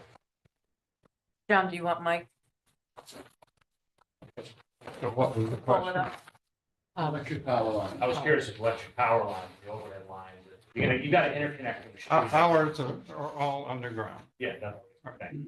And So there'll be a to pad address that'll the connect. trash issue, the reason there wasn't one shown before is we set it up where everyone put their trash, have it near garage, and they put it out for pickup. There is no bulk trash, but we put a bulk thing in pretty much for recycles. We could go back to that same trash approach. We do have a small trash container up at the front building. Yeah, because I really wouldn't like that. It's not just small, it's a dumpster under our bedroom window, say 25 feet, All right, well, how far are you off the property line? probably 25 feet, right? I don't know what it, Where the bedroom's on that side. Well, you should know where we are, and we already told you about that before, but anyway, those are my concerns, and my neighbors in the area are also have some concerns, but are all sick at this time, so I'm the only one who gets speaking to them. Thank you. so. In terms of the power, essentially, if you put the site plan up real quick, I can show you what. Oh, I guess Mike is putting the site plan up. See if Mike had. So it's, right now, the power line goes right across here. In this island, there'll be a pole put in and the power line will do this. John, where did the trash receptacle get moved before? It was in that corner at the last approval, Well, south of Building B. At the edge, right on that it's pad. right here. And could it be moved further away from that property line? I guess, one option would be to put it in an island here where the truck would come directly in. Again, unless we went back and had everybody have their trash cans in their garages, which is not unheard of. And then we have a small trash thing, I think, right there, that little square you see. That would be, for at least the one unit that doesn't have a garage, or it would serve those 3 units. But, that could be moved over there. And landscaped a little bit? Would there be a benefit of having some type of trash receptacle for the outdoor dining area for the restaurant Well, to help prevent? they have some Fill it with trash. right here. They could certainly put some cans out. near my house. Yeah, No, we hear your point, and I think No. it has gone back and forth. yeah, we really. I like the But individual you all trash. weren't can. here, The but rest it of was the stuff. approved Yeah. to not have it. Go with the individual trash. can. Individual trash cans. Yeah, so you want a big dumpster there, just you have Right. like animals and other people dumping their crap and That's it. individual cans. It's just, the only time they have to be an issue is in the winter when the plowing company comes in. They'll have to leave them Well, out. typically now, a lot of the places, they don't use dumpsters, they use those big plastic containers which have a lid, and then they may have 3 or 4 in the thing. And they come in and they roll them out, they dump them, put the other one back in again. That's historic district. At 5 a.m. Yeah, that's, change the seating area for the garbage place, put them near us. How about that? Each unit has a garage except for one, the second floor on the For the front. second And floor, that has a right. common Right, dumpster, so it could. we have a trash area there. And John, Service. just to confirm with you, that building that's on Railroad Avenue, that's a 3-unit? Yeah, this is a 2-family house, and this is a 1-family house, and there's a firewall between. Okay. The second floor is the largest unit in the whole complex. Right. It's like 2,200 square feet. And these units are larger than the original ones that were approved by about 35% bigger. And 11 feet shorter. This is very naive, but I do not know the answer to this. Are these going to be for rent or for sale? Not sure. It could go either way. The owner may keep some to rent and sell some. That's not a condition of zoning. Just curious. Yeah. So there won't be a homeowners association, Well, if it becomes a condo, there would be. but if it's a mix. And you'd still have to have a condo unless you just had direct sales to people and they owned it together. And that's a You know, I legal. know, that's what I'm saying. So That's for a lawyer, not an architect. Yeah. No, I'm not questioning that. I'm just curious. I haven't seen it. Erin, is there anyone online with their hand raised? No one has their hand raised. Okay, thanks. No other questions or comments? I have a motion, perhaps to close the public hearing, move to deliberation. I'll make that motion. John Martin, second. Bob. And any further discussion? All in favor? Great, okay, so we are now in deliberation. Thank you. Thoughts?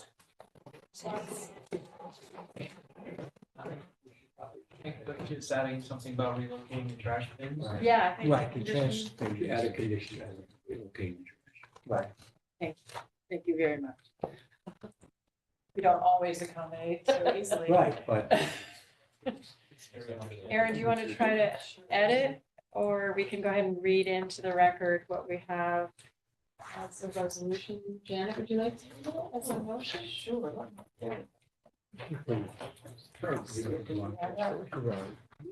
Sure, it doesn't. Thanks a lot. I can screen share it for you. The following resolution is on, 2350 50, 14 Railroad Avenue, map 49, lot 54. The following resolution is offered. The Madison Planning and Zoning Commission approves application 2350, 14 Railroad Avenue, map 49, lot 54.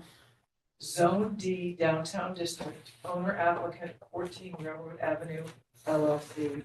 Application for special exception modification per section 6.1.2.2.2 and major downtown village district alteration to previously approved 13-unit multiple family development with associated site improvements to alter the proposal and reduce the development to 8 units with associated site improvements as shown on the set of drawings.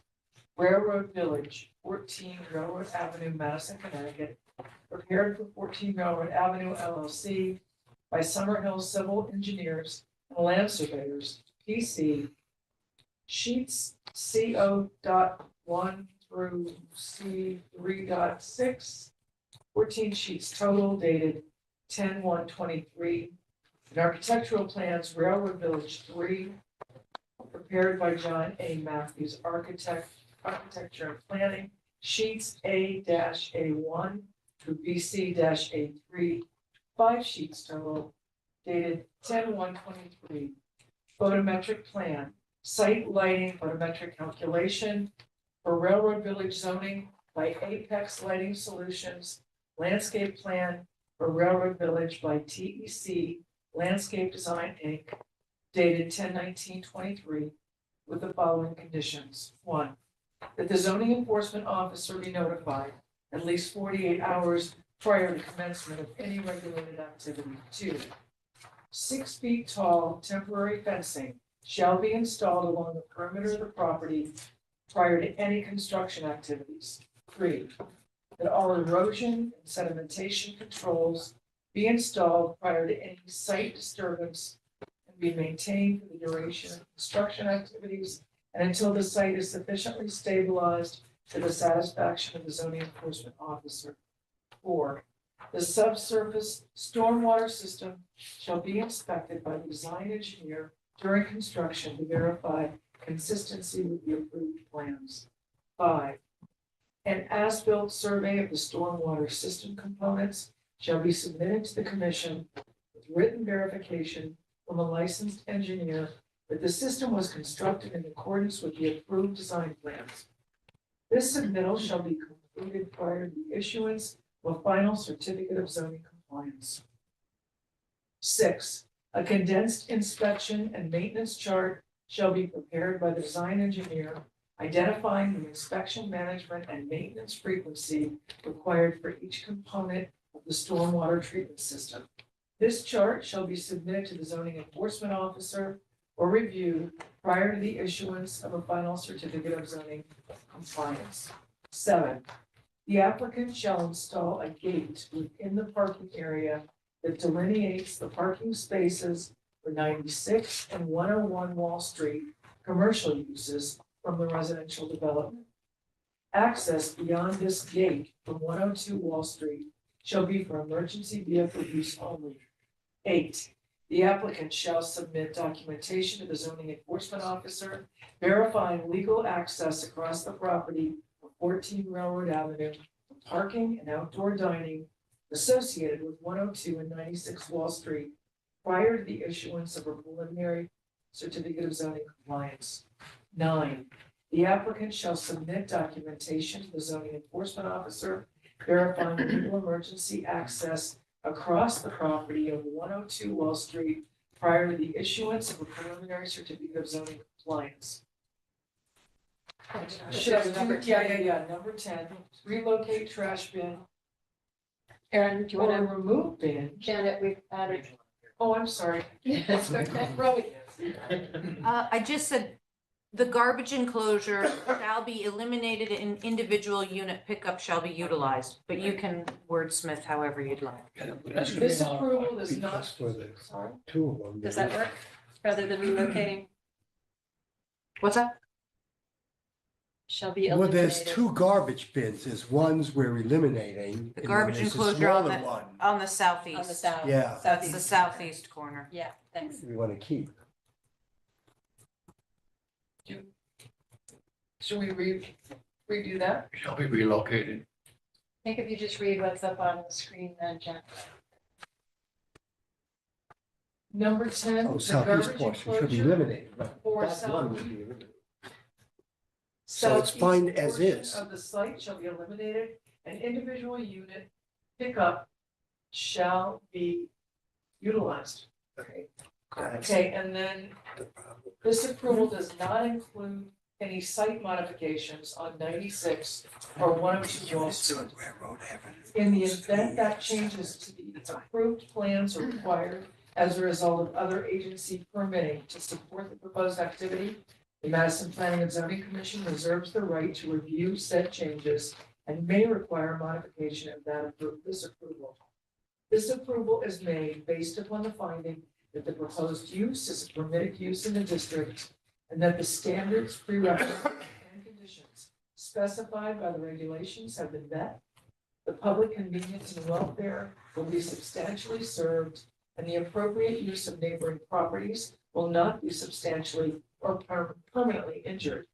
The proposed use is in accordance with the comprehensive plan and the downtown village district. The effective date of this approval is January 4th, 2024, and upon filing of the certificate of special exception, modification on the land records. Bennett, right? Second? Question though, quick. Oh. Didn't we say something, about not using a gate anymore, but Yeah. a collapsible bollard? Yes, It's the same. it's the same thing. It's the same thing? Yeah, it's the same thing Okay, as all what right, we read. that's fine. We just said nobody like fire, That's okay, as long as we understand it's the same. Yeah, but I would have the same thing, because it's not, if someone's expecting a gate, it's not gonna be a It's gate. not a gate. No, it's a rampart, it's a big cement thing that stands up and then it You collapses. just drive it. Yeah, yeah, it's not a gate. I'm fine. That could be rude. Okay, did I have a second? Oh, Thanks. And any other further comments? No, none, All in favor? favor. Aye, great. Aye. Unanimous. Thank you. Okay, thank you. Welcome. Thank you. All right, next we have 48A and 48B Wall Street, map 38, lots 36 and 37, zone T. Owner applicant Saltwater Property Group LLC and Saltwater Property 2 LLC. Site plan review and downtown village district major alteration applications to merge lots 36, 37. Demolish the existing structures on lots 36 and 37 and construct a new 3-story commercial office building with associated site improvements. Hi, good evening, everyone. Happy holidays. My name is Chris McKeon. I'm an attorney. My office address in New Haven is 900 Chapel Street. I also am a resident of the town. I live at 31 Hotchkiss Lane. I have been involved with this project since the early summer, and it was one of those calls to work with a group of people who are excellent in their field, but more importantly, a project that we haven't seen in some time in the downtown area. And it's exciting for me to be a part of it as a resident of the town. And I've been happy to work with the group of professionals that have been working on this longer than I have. And so I'd like to begin there with the introduction of our team. First and foremost is Bob Paolucci, who's here. He is the principal and owner of the property. He is also the CEO and founder of Principal Wealth Partners, which is an independent registered investment advisory firm that's currently located in town at 670 Boston Post Road. Bob lives in Madison with his wife Danielle and his daughter Juliana, not far from me. And he's very excited to talk to you as well. So I'm going to introduce him in a second to tell you more about the business that he plans to relocate his site. The project architects, Greg Nucci and Kelsey Janis at Point One Architects. The landscape architect was Bill Cunningham from Tech Landscape Design. The project civil engineer is Mike Ott, whom we've heard from earlier tonight, who's here with us via Zoom. His company is Summerhill Engineering and Land Surveyors. And the general contractor is here as well, Paul Cody, Cody Construction.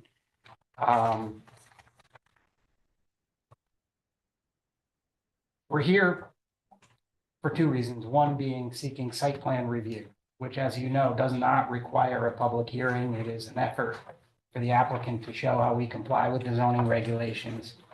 The second application is the downtown village district. Being a major alteration, it is a new construction building that requires a public hearing, and hence why we're here.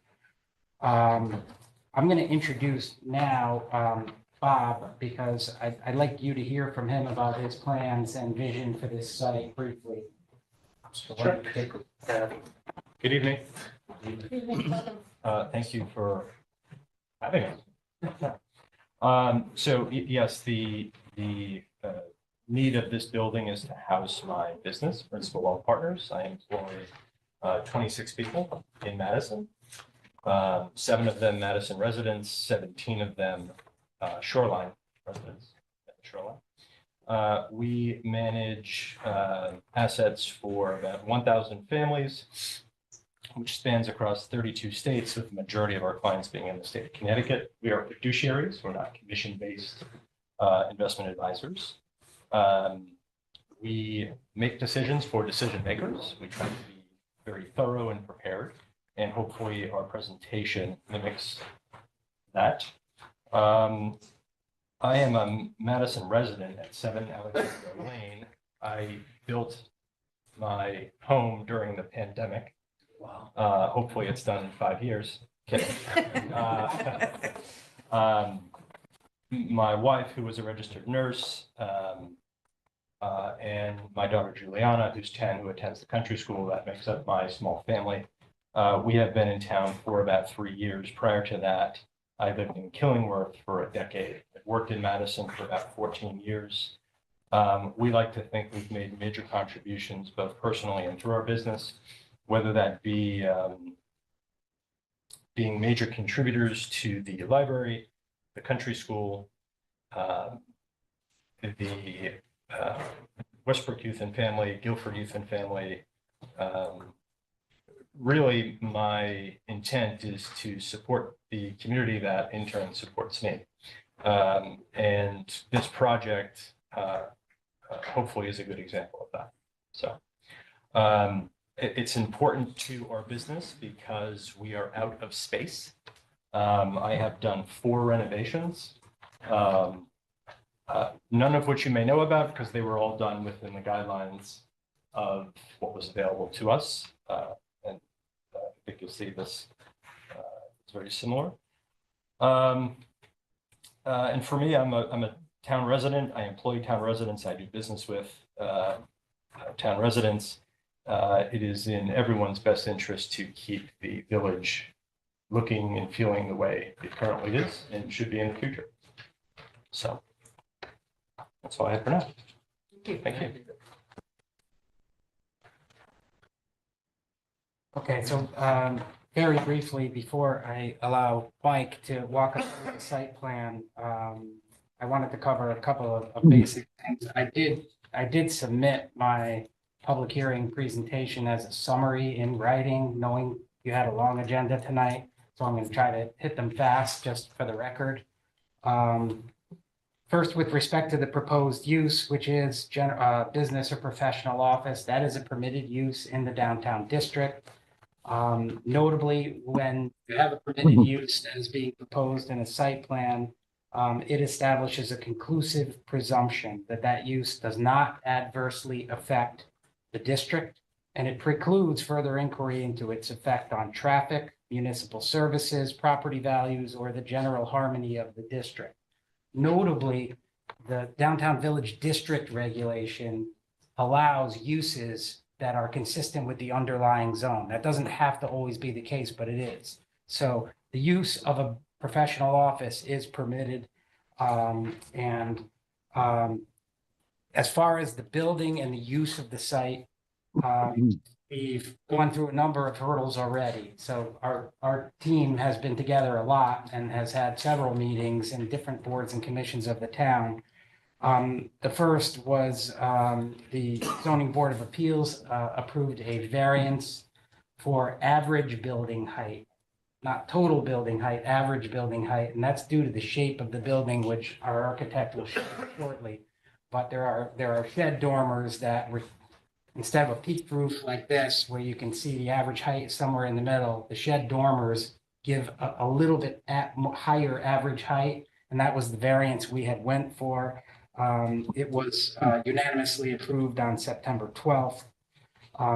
With that variance, we now are presenting a building and a use of the site that complies with all of the zoning regulations. Specifically with respect to parking, the regulations allow you to approve a lower amount than the sort of draconian 1 space per 250 feet. I don't know if any of you have read what I submitted. I found a quick and easy article just with a simple Google search about what's happening with parking minimums. Nobody likes driving by these acres of asphalt with no cars in them. The parking requirements of yesterday the trend is to require less parking. And that was before COVID, where we now have people working in much different ways, working remotely.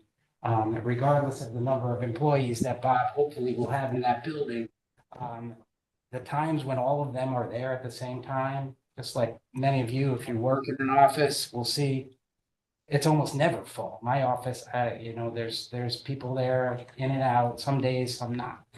But the regulations, luckily, section 8.2 provide the commission with the ability to require less spaces. And in this case, I think it's important, as Greg will show you, there is a very attractive terrace off the back of this building that allows people to enjoy outdoor space, which in my opinion is much more useful than more asphalt parking spaces. So we are requesting 31 spaces on site where the strict or where the regulations require 36 unless you approve a lower amount. So the tool is there for you to do it. I would submit there are ample reasons to do so. I also, and I'll let Mike talk about the information from the Institute of Transportation Engineers, which has parking data that we were able to obtain through a colleague that is a traffic engineer. And our requirement of 4 per 1,000 feet is more than almost anybody recommends. We are demolishing 2 structures, and in the site plan review regulations, there has to be an inquiry by you as the commission to make sure that you're not demolishing a building or buildings with appreciable or significant architectural quality. I don't know if you're familiar with the site, but the 2 homes are very deep in the site. The first one is a single family residence, but it's uninhabitable from what I understand. And then the second one is really obscured from view, but neither have any architectural or historic character. And I don't think they add anything to the downtown district. The other hurdle we went through this process is we met with ACA in July, I believe. It was in July as an informal basis because this is a significant project and an important one, and we wanted to do it right. We met with them informally, gathered their information, and then went to back to them in November to get an approval from them, which they did give a favorable recommendation. The last hurdle before filing the site plan and the current applications was inland wetlands, which we obtained on November 6th unanimously after the agency had conducted a site walk on October 14th. So I go through that history just to tell you that we're very familiar with the project. We're trying to make you and the public familiar with it tonight so that you'll all agree that it's an exciting project and one that we'll be proud to have in town. So Mike, if you could take us through the site plan briefly, and then we'll turn it over to Greg Nucci. Okay. Thank you, Chris. Good evening again. Just for the record, I'm Mike Ott. I'm a licensed professional engineer and land surveyor with Summer Hill Civil Engineers and Land Surveyors here in Madison at 60 Wall Street. If I could share my screen, I'm going to use the town's geographic information system to can the commission see my screen now? Yes, we can. Okay. So I know I'm sure we all know where the site is, but I thought I would use the town's geographic information system just as a quick overview. So this is the site here. If you can see my cursor, this is Wall Street, up and down on the page, and of course the intersection with Route 1, the post office and the library. So this is the site. This is, I'm not going to say the name of the new restaurant because I'll mess it up, but this is the former Moxie building here. Como Mango. Okay. So, and you can see if I zoom in, if I can move this window, if I zoom in a little bit, you can see the two small homes that Attorney McCann spoke about. So the site is actually comprised of two parcels. So this is 48A Wall Street, street address, and this is 48B Wall Street. And as Attorney McCann said, I believe he said, we will of course be merging these two parcels into one. So that's the kind of the overall site context. And if I switch, I don't know if I can switch screens without, I may have to stop sharing and switch screens and share again. Just bear with me 1 second.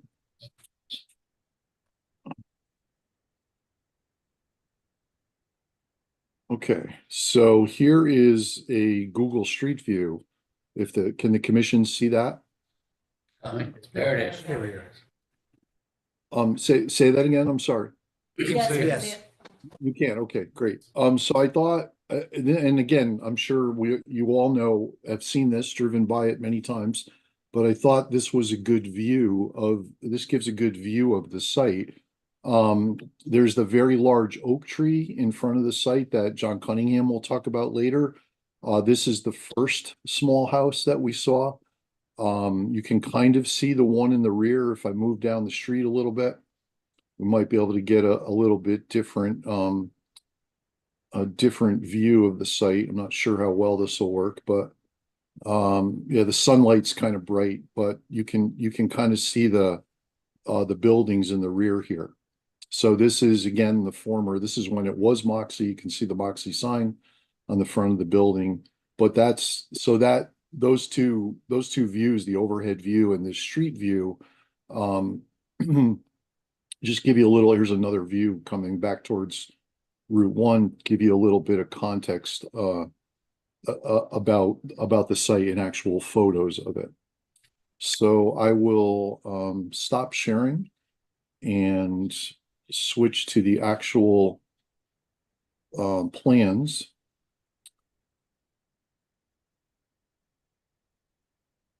Okay, so this is the civil plan set for the site, and it includes the survey and the site plan that outlines the redevelopment of the site. And I'm just going to go right to the site plan and zoom in a little bit if I can. So Wall Street is on the left of the site. The new restaurant is here at the top of the sheet, north of the site. This is 40 Wall Street to the south. Davis Realty adjoins here to the south and to the east, and this parcel is actually the Clipper Ship Row apartment complex that's accessed from Route 1, if you're all familiar with that.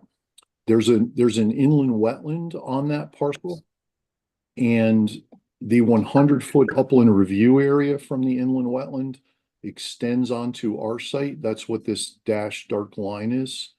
We submitted an application to the town's inland wetlands and watercourses agency, and we received approval. I believe it was November 6th for a regulated activity permit. So just very quickly, the planned redevelopment would include the demolition. I'll zoom in a little bit.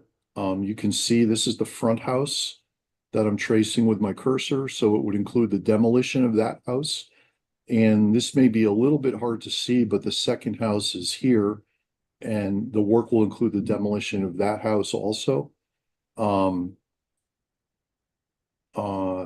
Just bear with me 1 second, see if I can move this a little bit. And then after that demolition, there are also there's an overhead utility pole line on the site that has to be removed. There are several small trees along the northerly property boundary that have to be removed. There's one large tree along the southerly property boundary here that will have to be removed also. The site is, and I probably should have pointed this out in that Google Street View, but the site is lower than Wall Street. There's a low point in the site. It's approximately 6 feet lower than Wall Street. Surface water runoff on the westerly 2/3 of the site ponds in a low area on the site, approximately here in this location. Actually about here, just in front of the first house. And the easterly third of the ground comes back up again, and the easterly third of the site drains to the east toward the wetland. So it's kind of a unique site, being 6 feet or so lower than Wall Street. And it's really, I believe it's the lowest site on the street. And it takes, it takes surface water runoff that at times will pond on the site and then infiltrate into the soil, the underlying natural soils. So the proposal includes a new bituminous concrete driveway on the north side.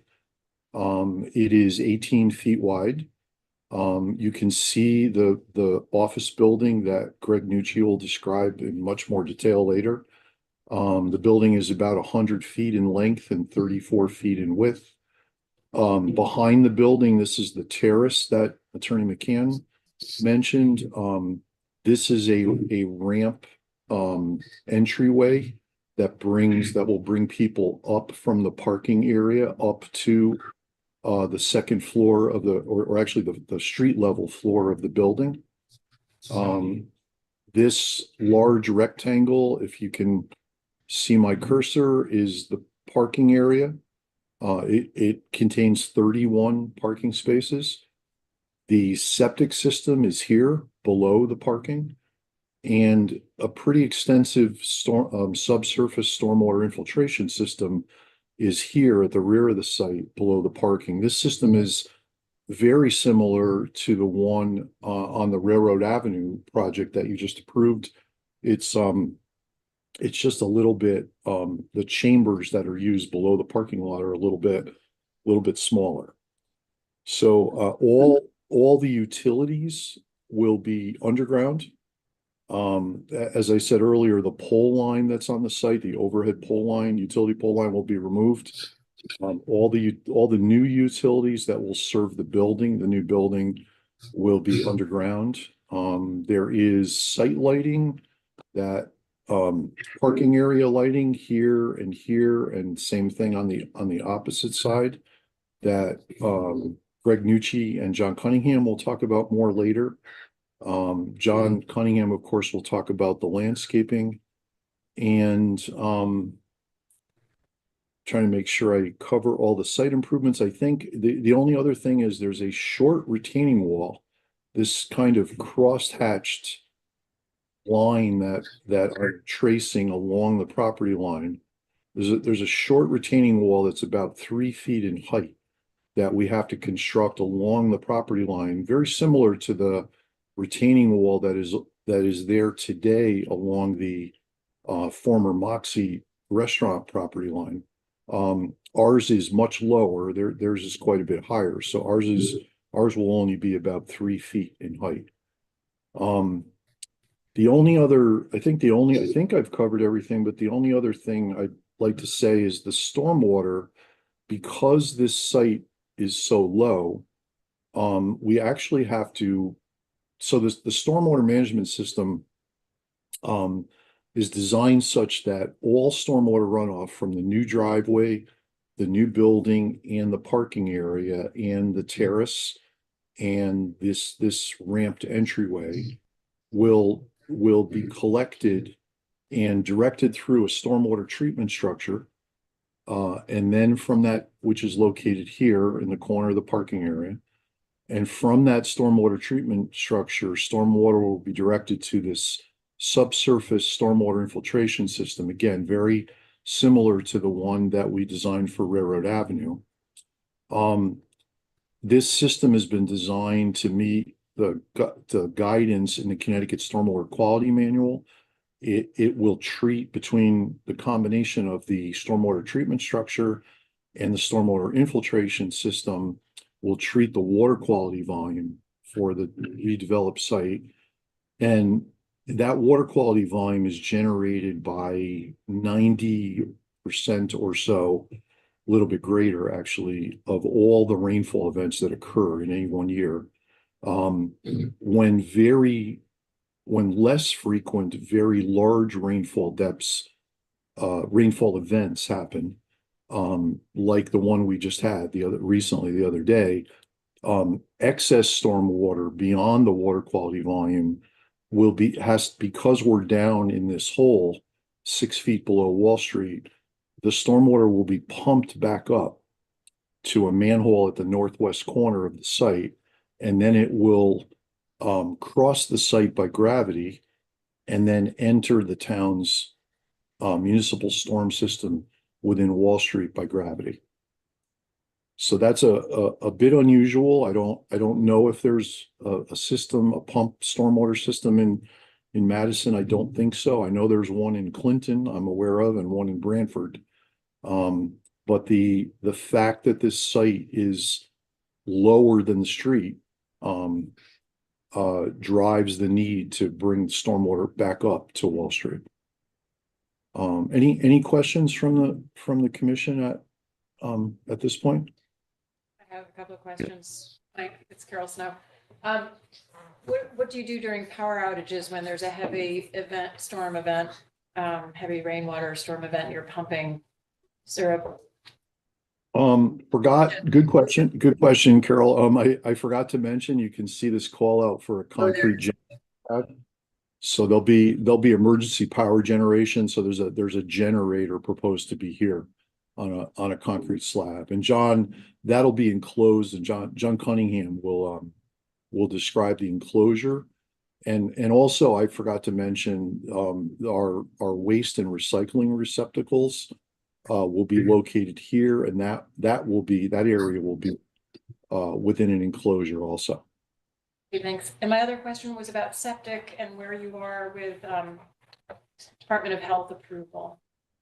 So same as Railroad Avenue, we submitted to the health department when we submitted to the land use, this application to the land use department, and we're working with them. They are reviewing both applications, the Railroad Avenue application and this one. But we don't have final approval for either yet. The Railroad Avenue system, as you probably remember, was approved in the previous application. Thank you. You're welcome. Just out of curiosity, right now, the intent is this is going to be 100% owner occupied. You're not going to have any lessees in there, tenants? That's correct. Do you have one? I'm sorry. One of the, do you have clients that come visit you or no? We do. So you have possibility though, 27 to 30 employees and growing. When you have so you at least get together sometimes out of the year, and then you have clients that may come at the same time. So, but you said, Chris, the parking should be able to accommodate that. Because if not, it's going to be overflowing the street, right? Yeah. I have 5 employees that work out of state. One that works out in Westport. I'm just curious because well, thank you. If I could, regarding if it's okay, regarding parking, I wanted to use the town's GIS again just to show the commission that and Attorney McCann will correct me if I'm wrong, but I think the regulation reads that public parking within 1,000 feet of the site can be considered. Is that correct, Chris? Yeah, so I can clarify that. if we needed to adhere to a strict parking minimum, which our regs allow you not to, but if we had to, and we needed to find 5 spaces, we could arrange a long-term lease or easement to park on an alternative property, not the site, so long as it's within 1,000 feet.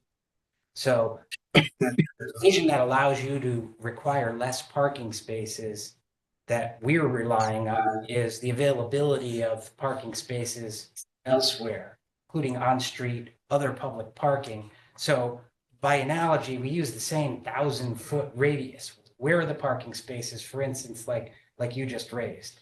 He's having an event, there's a bunch of people there that day, where are they gonna park? And I think that's what Mike's trying to show you here in the overview.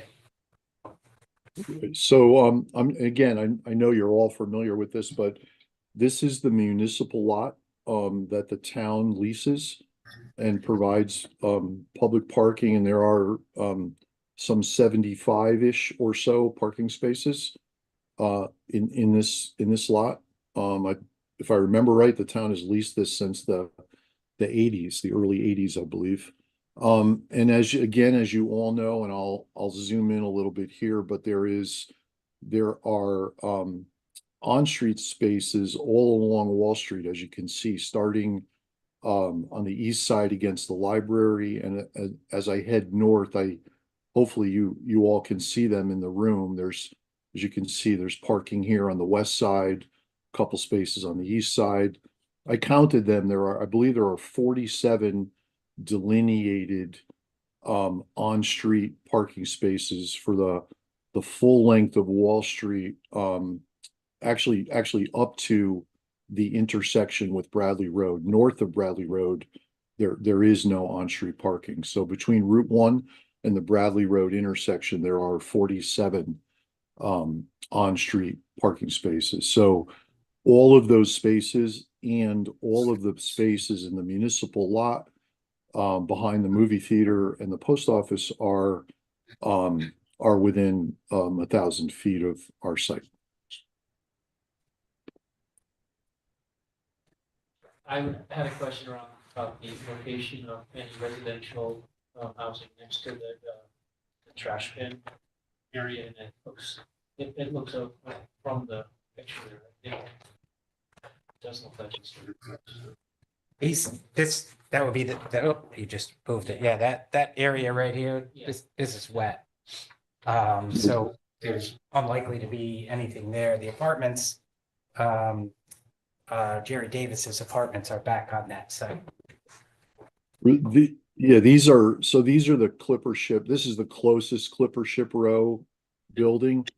And you can actually, in this photo, this was 2016, but that's their trash receptacle right there.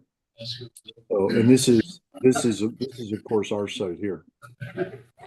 Quick question about parking. Will any be electric charging stations? I don't know if that's been considered, It's but not a requirement, but I know there's some in the lot behind the post office. Right. I think larger projects in other municipalities are actually requiring some. Just curious, maybe it can be added later. Two of my employees are. You may not have the power. The power, yeah. Street coming in. Just one more word on the parking, because I don't want to beat a dead horse, but the article that I submitted to the Area Planning Association and this whole trend toward less parking, especially in downtown village districts like this, the idea is in part, you don't want that much parking on site. You want people to park elsewhere and walk through a neighborhood. And I think I read at least 2 or 3 times in the downtown village district regs and in the plan of conservation and development that we want Wall Street to be walkable. So there's lots of factors as to why. Exactly. Thanks.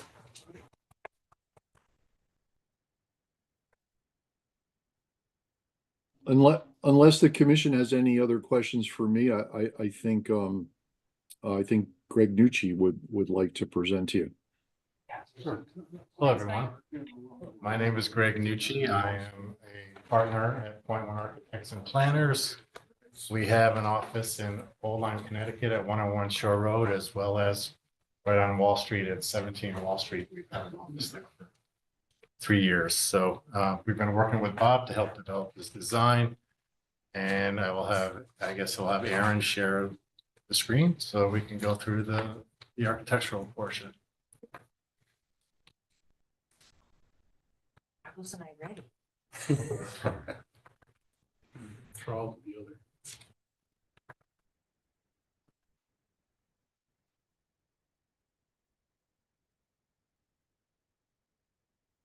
Just gonna do your public hearing, your packet. Sure. That you sent. We'll just switch pages as we need to. Yeah, so this is, I'm going to start here because this kind of, I can explain the site with the building a little bit more than the engineer drawing that Mike previously presented. So as you can see, this is the site development concept. With the building, we have that large oak tree out front, which we're trying to preserve as best we can. We're going to limit up a little bit, and we'll work with the arborist to figure that out. But that's the intent, is to maintain the street trees along Wall Street. They're an important fabric to the whole streetscape there. So we have a main entrance from Wall Street with a little walkway onto a porch area. That's the Wall Street entrance. And then if you go down the entrance drive to the back, we have 2 handicap spaces. We need to have handicap access to the building, and Mike had explained that we're about 4 or 5 feet down there. So that's the reason for the kind of angled ramp up to the accessible entrance on the back side there. Again, I'll let John go through he's going to follow me, but he's going to go through all the landscape elements. But I just wanted to kind of show you the 2 main entrances to the building. We've got a trash enclosure, generator enclosure, and I guess, Aaron, we could go to the next page if you don't mind.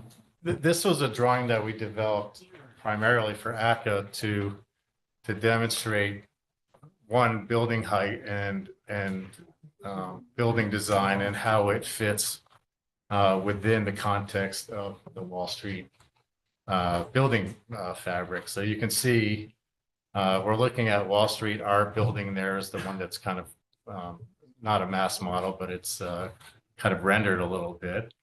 But it shows, you know, all the other buildings on the street, which we actually we shot building elevations of the eave heights and the ridge heights of those buildings, because we needed to know that so that we make sure our building height fit in context with the other building heights on the street. So the lower drawing down there is the streetscape, and you can see all the profiles of all the buildings and with photographs kind of attached to them. So you can see some of the buildings along Wall Street were taller than ours. So, you know, and then there you can see there's a gap. There's a gap in the streetscape, and the gap in the rhythm of buildings along Wall Street. So putting a building in that location helps solidify the building rhythm as you go down Wall Street. So you can go to the next slide for me. So Mike had showed you a streetscape when he was doing his Google Maps. This is the same streetscape view. This is showing our proposed building. It's a two-story building with a gable-ended roof. The third story is under dormer. We've got a front porch area. The facade here has like a historic storefront feel to it, as if it was or could have been a shop at some point at the turn of the century. For our purposes, that's one of the conference rooms that Bob needs in his building program. Maybe go to the next slide if you know. These are kind of just snapshots of different views of the building. You can see This is the Wall Street side with the storefront and the porch entrance piece. And as you go back, the north side has a lot of utilities and some offices, but it also has bathrooms and elevators and things like that. And I'll show you that in the plan. This is a view as you're coming down the entry drive, looking at the back area that has the proposed outdoor patio space. And John has landscaping and everything that's going kind of in and around that area. And he'll be able to explain that to you. This is the back side of the patio space with a proposed large tree. And we are going to have some condensing units. We don't have anything on the rooftop. We're not putting any rooftop equipment on the building. We're trying to hide and mask any mechanical equipment because we think that's important. So we've got some condensers there and we'll landscape those. We're just showing the location in this drawing, but of course we'll landscape around those so you won't be able to see those. And then this is the view that we're just looking at here. And, you know, looking at the downtown village district regulations, you know, we looked at those first to try to kind of respond to all the things that were required. And, you know, they talk a lot about building materials. We're using clapboard siding. We've got a stone base on the building. We've got double hung windows. We're using bluestone for walkways and the patio areas.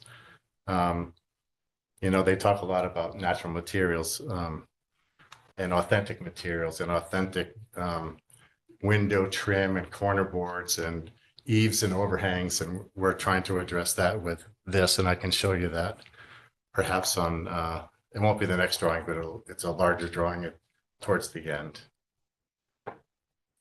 So as far as the building and the program for the building, it's essentially a three-story building with a cellar. The main level here is primarily the offices and conference rooms for his employees. We've got a reception area. So as you come through the Wall Street entrance, the receptionist will be visible, as well as if you come up the accessible entrance from the back parking lot, the reception is in the center. So he or she will be visible from that. And on the north side, like I said, we've got an elevator that goes to all levels. We've got egress stairs to get you in and up and down the building. And then we've got some core toilets and men's and women's bathroom facilities. So then if you jump up to the next level, it's similar.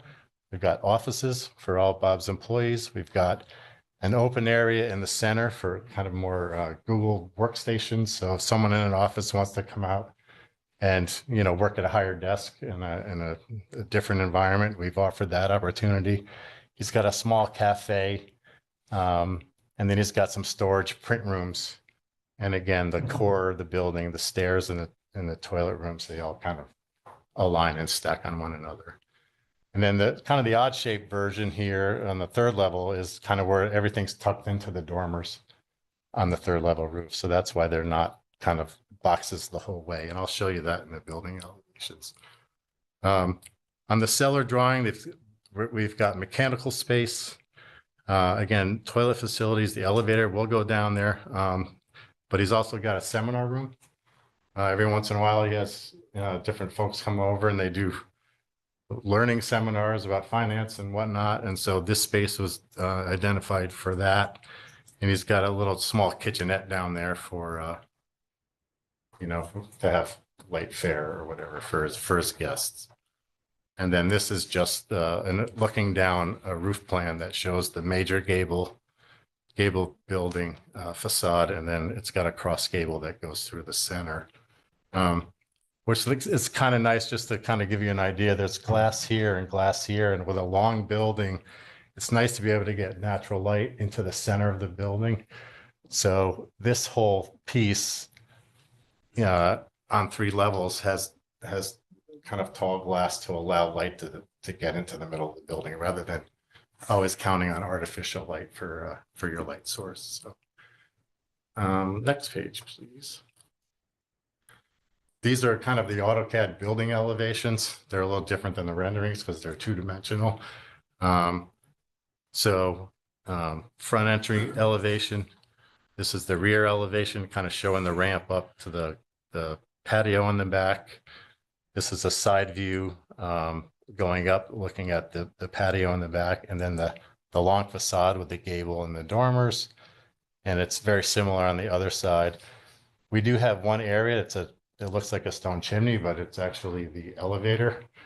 We needed a way to get an elevator up to the third floor and try to minimize the impact of having too much space on the third level. So we just clad the elevator shaft in stone going up. So it looks like it should be. So Nice touch. Next one, please. Again, downtown village district, this was done for ACA specifically to show all the building materials that we're using, where we're using them. You know, we've got overhangs that are recommended. We've got the 2-story gable end facade, which is another recommendation in the downtown village district. Operable windows, storefront, larger windows on the main level. That's also recommended. We're using clapboard siding, you know, some beefy window casings. We've got corner boards, under rake trim. Our roof pitches are, I think these are 8 or 9 and 12. That's also one of the items. And I think if you look at all the facades on Wall Street, predominantly they're all gable ends facing Wall Street. So that's why we did it this way to begin with. So, and again, the building materials, we've got some stone, we've got bluestone, the double hung windows, the clapboard siding. We've got some vertical siding on the dormers as well. I think, and this is the, we had a photometrics plan prepared for the site. We are proposing using the same street lights that are currently up and down Wall Street, so that we're not changing anything. It'd be harmonious with what's going on Wall Street. And then we also have some kind of sign lights that are mounted to the building in front and on the back as well. And those are those there, kind of the barn type lights. They're all full cutoff, 3,000 Kelvin or less. So. And that's just Mike's site plan. I guess I will open up for questions for any of the architecturally related questions you might have. Thank you for not doing an A-frame. I should mention all the materials are residential quality. Yeah. The look and feel. That's I all. also feel like a home. Isn't this style sort of farmhouse modern or something with like black trim and white clapboard? Yeah, it's kind of. I don't want to insult your. No. So, and as far as the district guidelines, there's no prescriptive style. They just want to see certain elements. So I would call it kind of like a folk Victorian farmhouse. Okay. Yeah, that's what I would call it. I'll take that. Yeah. Yeah, kind of, the high Victorian in the era was very ornate and had a lot of detail. This is way simplified and just cleaner lines. Cleaned up a lot. Yeah. No, it's great. Thank you. Nice looking build. Thank you. I love the chimney. Oh, the elevator breaks it up a little. That's Yeah. really nice. Tell the fire department though, if there's smoke, it's not good. Yeah, that's true. Very true. So I guess this is John Cunningham's cue to talk about a little bit about the landscape. So, thank you very much. You spent the. Go back to page 1, right? While she's looking for that, I'm just going to say one thing. I'm first going to say thank you for being on a voluntary board, P&Z. I've been a 35-year member of VACA. I was one of the original members of VACA, and Madison formed that. Obviously, I didn't vote for this plan when we presented, but I will tell you that ACA liked the building. I've been working with Greg since he opened up his firm 20 years ago in Point One Architects. And if you Google up their website, you will see the kind of work that him and his team do. We have a really good team that's putting this together. Paul Cody's a local guy. Mike Ott, you all know. Bob's in town. We have a great attorney. It's a good team, right? Is there a color version of this? Mm-hmm. Like you asked, yeah.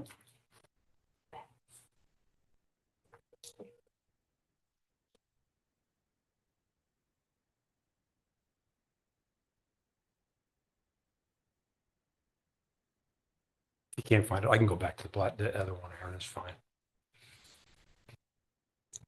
Oh, it's under the ACA presentation.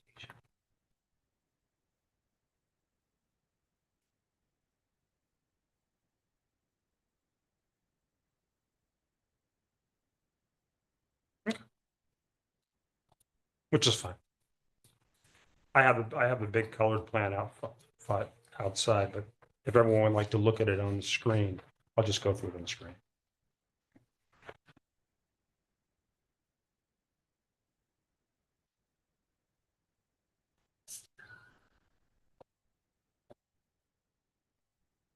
We'll assume that the trees are green.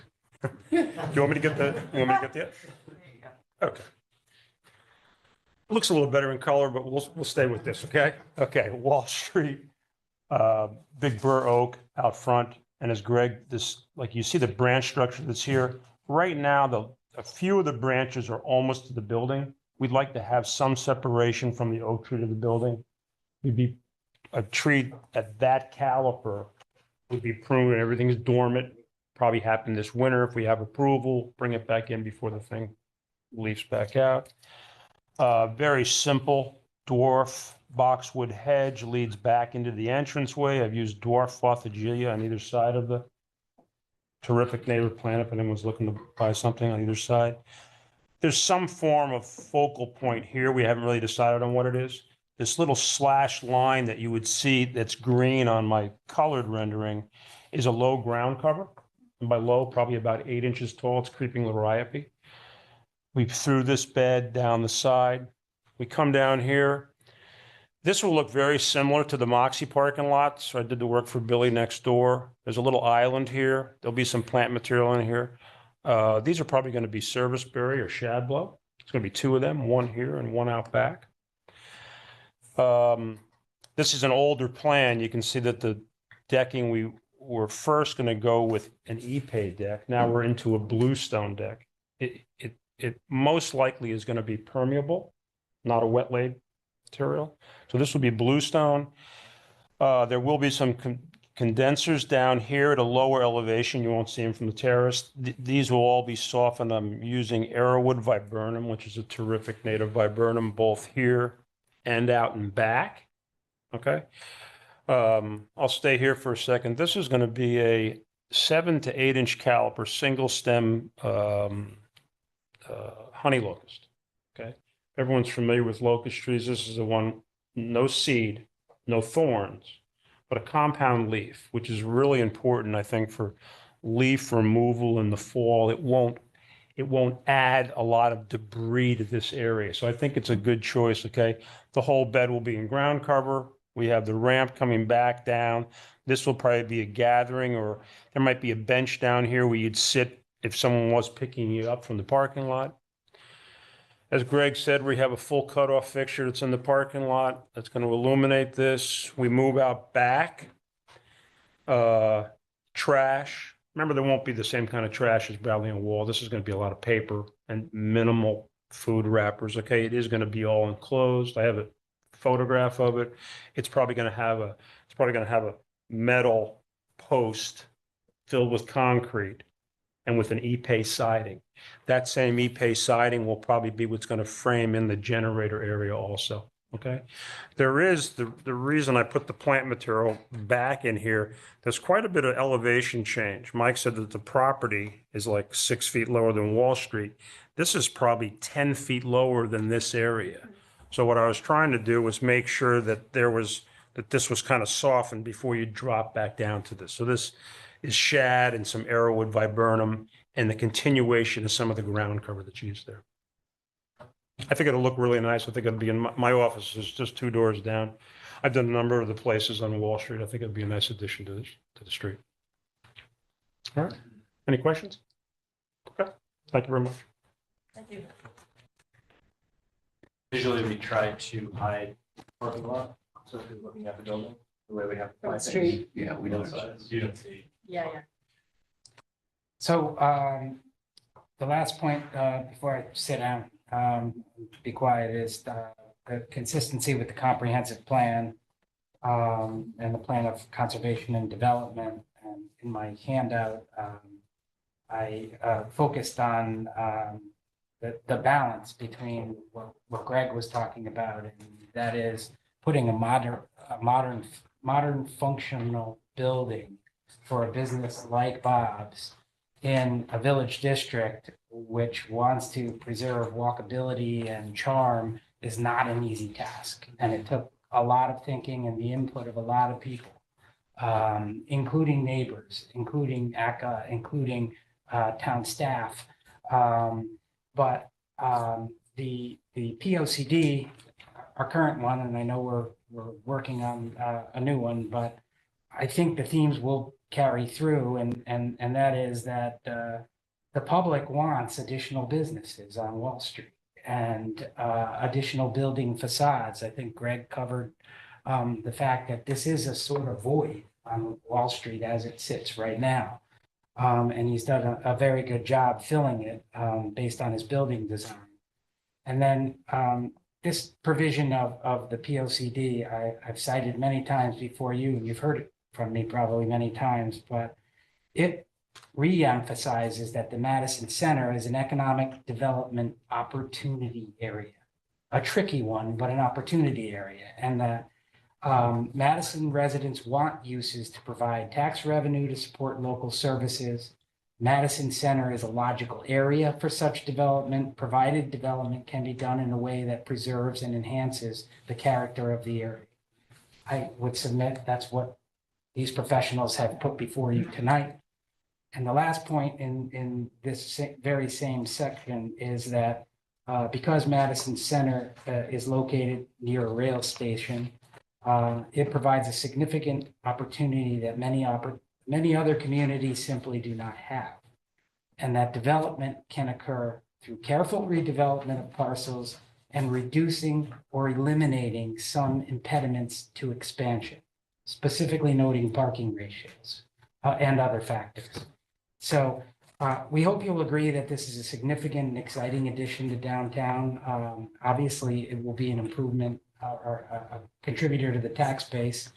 It's a locally owned owner and a locally owned business.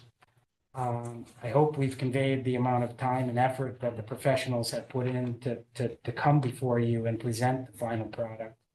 And we think it will be a project of which the town and its residents can be proud. We respectfully request your approval of both of our applications.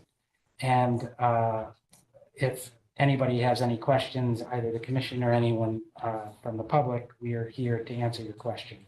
Thank you. Thank you. Great. Any questions? Any questions? You've gotten some good publicity too. I noticed. Yeah. Good job. Great. Any comments or other thoughts? So we can turn it over to the public? That's Or, what I was- sorry. No, that's what I was asking. Okay. I did just want to acknowledge that I drafted staff comments and shared them with the applicant, included them in the application. And Mr. McKeon has covered everything that's in them, I so think so. there's really nothing extra. Just highlighting the considerations that need to be made when making determinations for downtown village district and consistency. Thanks. Any raised hands on the Zoom? Nope, if anybody in attendance would like to speak, you can raise your hand. I did receive. Yes, We have John. a member of the public. I'm John Matthews, architect of 817 Boston Post Road. And this is a great team here. They all have offices on Wall Street. Point one, Cunningham. I think it's a great design. It'll be a great addition to Wall Street. That's all I've got to Thanks for say. your comment. We did receive one written correspondence this afternoon at 3:30 from Ryan Duquesne. I can just read that on his behalf Okay. since it wasn't shared earlier. Dear Ms. Mannix, please share this letter of support with your commission this evening. I am the sitting chair of the Economic Development Commission here in Madison. I am writing this letter of support as a private citizen. Unfortunately, our Economic Development Commission was unable to meet prior to this meeting. I have served on the EDC for over 15 years, where we have worked to help promote responsible and community-appropriate development in our community. In addition to adding an important element to our tax base, responsible development also adds vibrancy to our communities. Development on this vacant parcel will add jobs and vibrancy to Wall Street, which has recently become popular for retail and restaurants. Sincerely, Ryan Duquez, 182 Wildcat. Great, thank you. All right, are we ready to close the public hearing and move to deliberations? I believe so. Can I have a motion? You got the motion. Second, I'll second it. any further discussion? All in favor? All in Great. favor? Aye. Thoughts? Comments? We're still smiling, that's a good sign. You Yeah, guys that's have great. worked hard on this and it shows and you know. Right. Haven't seen any reason not to. Yeah, I don't No, either. it's- I did wonder if we should add a condition about, that it's pending septic approval. Yes, we should do that. I agree with that. Aaron, is that reasonable? Septic typically is required prior to the issuance of any building permit. I septic understand. approval. I just thought we might, for comfort's sake. Unless anyone thinks it's. Well, I don't, I would prefer, yeah, I don't see why we would do that. 'Cause as Aaron pointed out, that will have to be done for occupancy anyways. Okay. Just I'd ask. Could go either way. I mean, it looks good. It looks like everything's headed in the right direction, so. You don't get the subject. So do we need any discussion on the parking? To me, it's not, it's No, a start, I mean, it's not. Not a it's problem. non-issue. Not a problem. For me to reduce a few parking spaces. No. That's still a good one. All right, are we ready? Janet, may I ask? Yeah, oh, yes. To make a motion. The following resolution is offered. The Madison Planning and Zoning Commission approves application number 23-51, 48A and 48B Wall Street, map 38 lots 36 and 37, zone D, owner applicant Saltwater Property Group LLC and Saltwater Property Group 2 LLC. Site plan review and downtown district, village district major alteration applications to merge lots 36 and 37, demolish the existing structures on lots 36 and 37, and construct a new three-story commercial office building with associated site improvements as shown on a set of plans, Principal Wealth Partners offices, 48A and 48B Wall Street, Madison, Connecticut.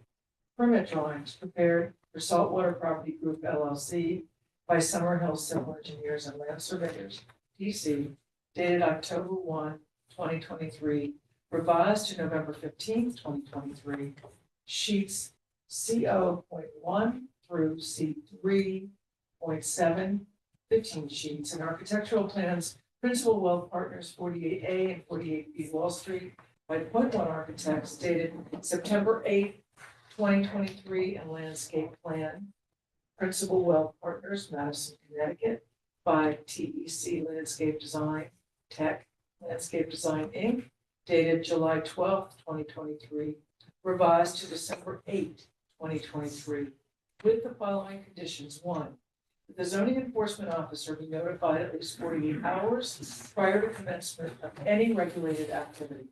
2, that all erosion and sedimentation controls be installed prior to any site disturbance and be maintained for the duration of construction activities and until the site is sufficiently stabilized to the satisfaction of the zoning enforcement officer. 3, the subsurface stormwater system shall be inspected by the design engineer during construction to verify consistency with the approved plans. 4, an as-built survey of all improvements, including stormwater system components, shall be submitted to the zoning enforcement officer with written verification from a licensed engineer that the stormwater system was constructed in accordance with the approved design plans. This submittal shall be completed prior to the issuance of a final certificate of zoning compliance. The commission grants the reduction of 5 required on-site parking spaces for section 8.2 of the regulations, as the applicant is providing 31 spaces on the property. There is sufficient on-street and municipal parking to accommodate the 5 additional spaces within the vicinity of the project. In the event that changes to the approved plans are required as a result of other agency permitting to support the proposed activity, the Madison Planning and Zoning Commission reserves the right to review said changes and may require modifications of this approval. This approval is made based upon the finding that the proposed use is a permitted use in the district and that the standards, prerequisites, and conditions specified by the regulations have been met. The public convenience and welfare will be substantially served, and the appropriate use of neighboring properties will not be substantially or permanently injured. The proposed use is in accordance with the comprehensive plan and the downtown village district regulations. The effective date of this approval is January 4th, 2024, and upon filing of the certificate of special exception modification on the land records. Janet, second? See. Any further discussion? Yeah. This is not a special exception, so I deleted that language that a certificate needs to be filed on the land Thank records. you, I thank you. apologize Right, no, but that for was, the typo, but I've caught it. You caught it, so we can get rid of that for the record. Very good. It's great having a Word doc. You can edit as we speak. yes. Thank you, everyone. Any further discussion? All in favor? Great. Thank you. Thank you. Happy holidays. I appreciate it. You guys are close. Thank you. Anybody need a break? How are we Okay. going? Did anyone Peanut need a butter stretch? chocolate. No, we were gonna just keep going. It's okay. If you're, okay. How are you doing, Erin? You need a break? No, I just wanted to make sure Yeah. that everybody heard you, that's all. Our sugar high is starting to wear off. Oh, pass the cookies, right? Hey, you guys are so gaudy. Anybody need a cookie? Cookies down there. Thanks. Yeah. John, does that mean?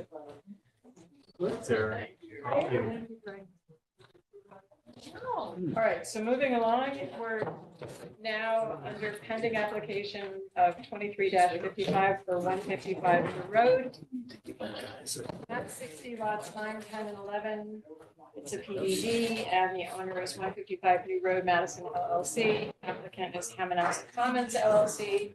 This is a site plan application to construct 46 residential units, an accessory common building, and associated site improvements under section 32 of the Land Development District. Good evening, Madam Chairman. Madam Chair, pardon me, members of the commission. I'm Attorney Marjorie Shansky, and I represent the applicant Hamanas Commons LLC.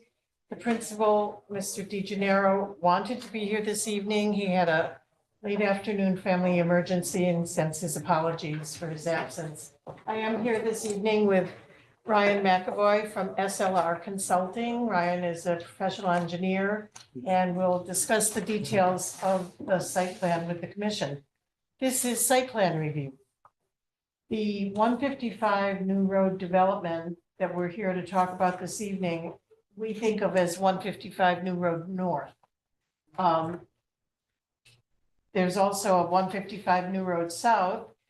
Both of those parcels are planned development districts. They are the original planned development districts in Madison that became recognized by the commission as a result, or partially as a result of the 2013 Plan of Conservation of 13 Plan of Conservation and Development, which identified those parcels as opportunity areas for planned development districts. So there was a straight line between the planning that the town had done and the effectuation of that planning through these two developments. And I will say, as an announcement of coming attractions, we will be back in the early part of 2024 with the site plan review for the commercial development. And that will complete the suite of development on the original PDD. In any case, for this evening, the parcel is 8.697 acres of land. And we had Dave Sullivan from SLR did the traffic reporting on both sides of the street. And he updated the traffic report November 14th, 2023 for this residential component. And I know that the commission is aware, we are all aware of some restriping that has occurred that has remarkably enhanced the experience of going there. It worked. I used to find it sort of death-defying to make that left turn back onto I-95 after a night meeting because of the ambiguity of where to do that. Not anymore. It's so much better now, yes. And that's not the last word on traffic improvements, though, as a result of this development. And there will be a continued dialogue with ConnDOT and with the town as we wend our way through both this and the commercial development. So David Sullivan remains engaged on the project going forward. We also discussed with the commission when the PDD for New Road North was approved that we are going to do 10% affordable housing at the 80% AMI level for 25 years. And between that, whenever that occurred, I guess it was February, it was earlier this year, but in December or November, I provided to Ms. Mannix a copy of, or an original of the affordability plan that describes the procedure for advertising and tenanting the affordable units. And it is very closely mimicking the nature of an affordability plan that would flow from an 830G application, except that it is conformed to the rigors that have been offered in this development. We did meet with ACA earlier on, and they favorably recommended the design to this commission. A majority of the property, as the town planner points out in her memo, does fall within the aquifer recharge area of the Connecticut Water Company. Ryan McAvoy is going to speak about that much more specifically, but I will say that among the observations that were shared with us by Connecticut Water was perhaps the most important from my non-engineering perspective, which is that residential development is compatible with aquifer protection. So the use in and of itself is not problematic. And Ryan, as I say, will speak of that more specifically. So this is site plan review. And it is governed by your regulations, and Ryan will discuss the consistency of the development to both the master plan as previously approved by the commission and with your regulations governing site plan review, and we'll be happy to take your questions as they emerge. Thank you. For the record, my name is Ryan McAvoy. I'm a licensed professional engineer with SLR. And could we start with the existing the aerial condition map? Thank you.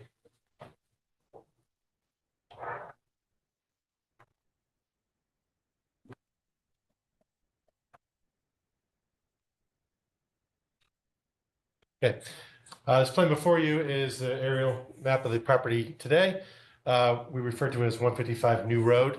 It actually is 3 properties based on the assessor's records, but just for the purposes of this application, I'm going to refer to it as the site. It's roughly rectangular in shape. The outer boundary is the solid yellow line. We will be consolidating this from 3 lots existing to 2 lots existing. The internal division lines are shown by the dashed yellow lines on the north or the upper part of the sheet. So again, about 8.7 acres in total. Duck Hole Road is on the right-hand side or the east side of the site.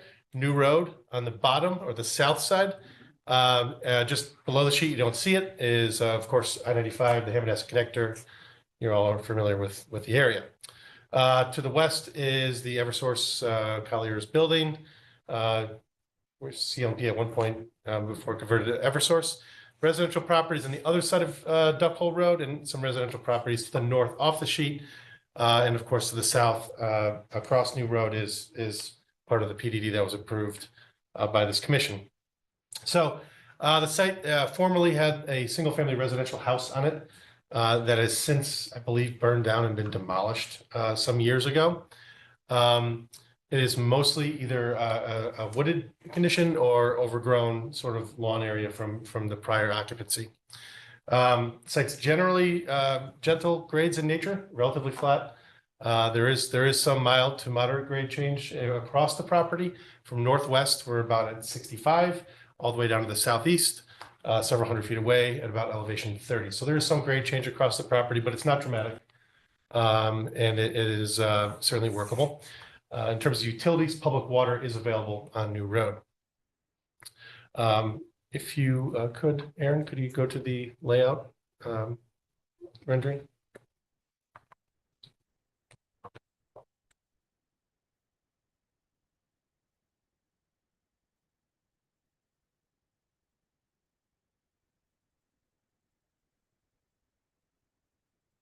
Okay, so this is a rendering of our layout of this residential development. So what we're seeking approval for is a site plan application for 46 residential units. Now, similar to the original PDD master plan, this property is developed with a series of either duplex, triple units, or quads. Each building will have its own garage, mostly two-car garages, some single-car garages. There will be a community building located roughly central to this property with a common visitor parking area. The site is generally consistent in terms of circulation patterns with the master plan, with entrance off of New Road, not far from the Eversource commercial driveway entrance, with a circular pattern internal to the property. Emergency exit is provided out to Duck Hole Road. That will be gated. So that is emergency exit only. One modern deviation, I would say, from the master plan is there was a through road roughly centered to the property. We thought that was extraneous and additional impervious that was really unwarranted. So we thought that the circulation pattern still maintains consistency with the overall intent of the master plan. In terms of parking, we do have, again, 2 garage spaces for most of the units, with driveway space in front of those 2-car garages. Some of the units have a 1-car garage, again, with a driveway space in front. So in terms of meeting the parking standard for the PDD, we're required to have 2 parking spaces per dwelling unit. Most of these will have really 4, with 2-car garage and 2 spaces in front, or 1-car garage with 1 space in front. But we still have 20 additional spaces on the perimeter, within the site rather, for visitor spaces. In terms of landscaping, we are providing landscaping plantings throughout the site, shade trees, ornamental trees around the roadway system and internal to the buildings. We do have some screening plantings, spruces, evergreens, things of that nature around the perimeter of the site, namely to the west to buffer somewhat along with the existing vegetation on the Eversource property, and to the north against adjacent residential properties. One thing that we do not show in our site plans, but we are going to commit to, and I'm going to do that verbally tonight, is that on the northern property line adjacent to existing residential properties, that we will install a 6-foot privacy fence along with the plantings that you see on our landscaping plan. In terms of landscaping around the community building and internal parking area, we do have, again, internal screening plantings around this parking area so that there's no limited interaction between any visitor spaces and visual impact to the other units on the site. Again, with consistency with the regulations, the maximum building height is 2.5 stories. What you see for the most part are 2-story buildings at grade. There are some units that, based on the existing conditions and proposed conditions grading, will have a walkout. So those are considered to be 2.5-story buildings, but for the most part, they're 2-story units. In terms of the roadway and sidewalk patterns, we do have 24-foot wide driveway throughout, and sidewalk loop internal on the internal side of the roadway, and also sidewalk access out to New Road. Of course, there are no sidewalks on New Road, but we are providing internal walkways within the site. Aaron, would you be kind enough to go to the grading utility rendering?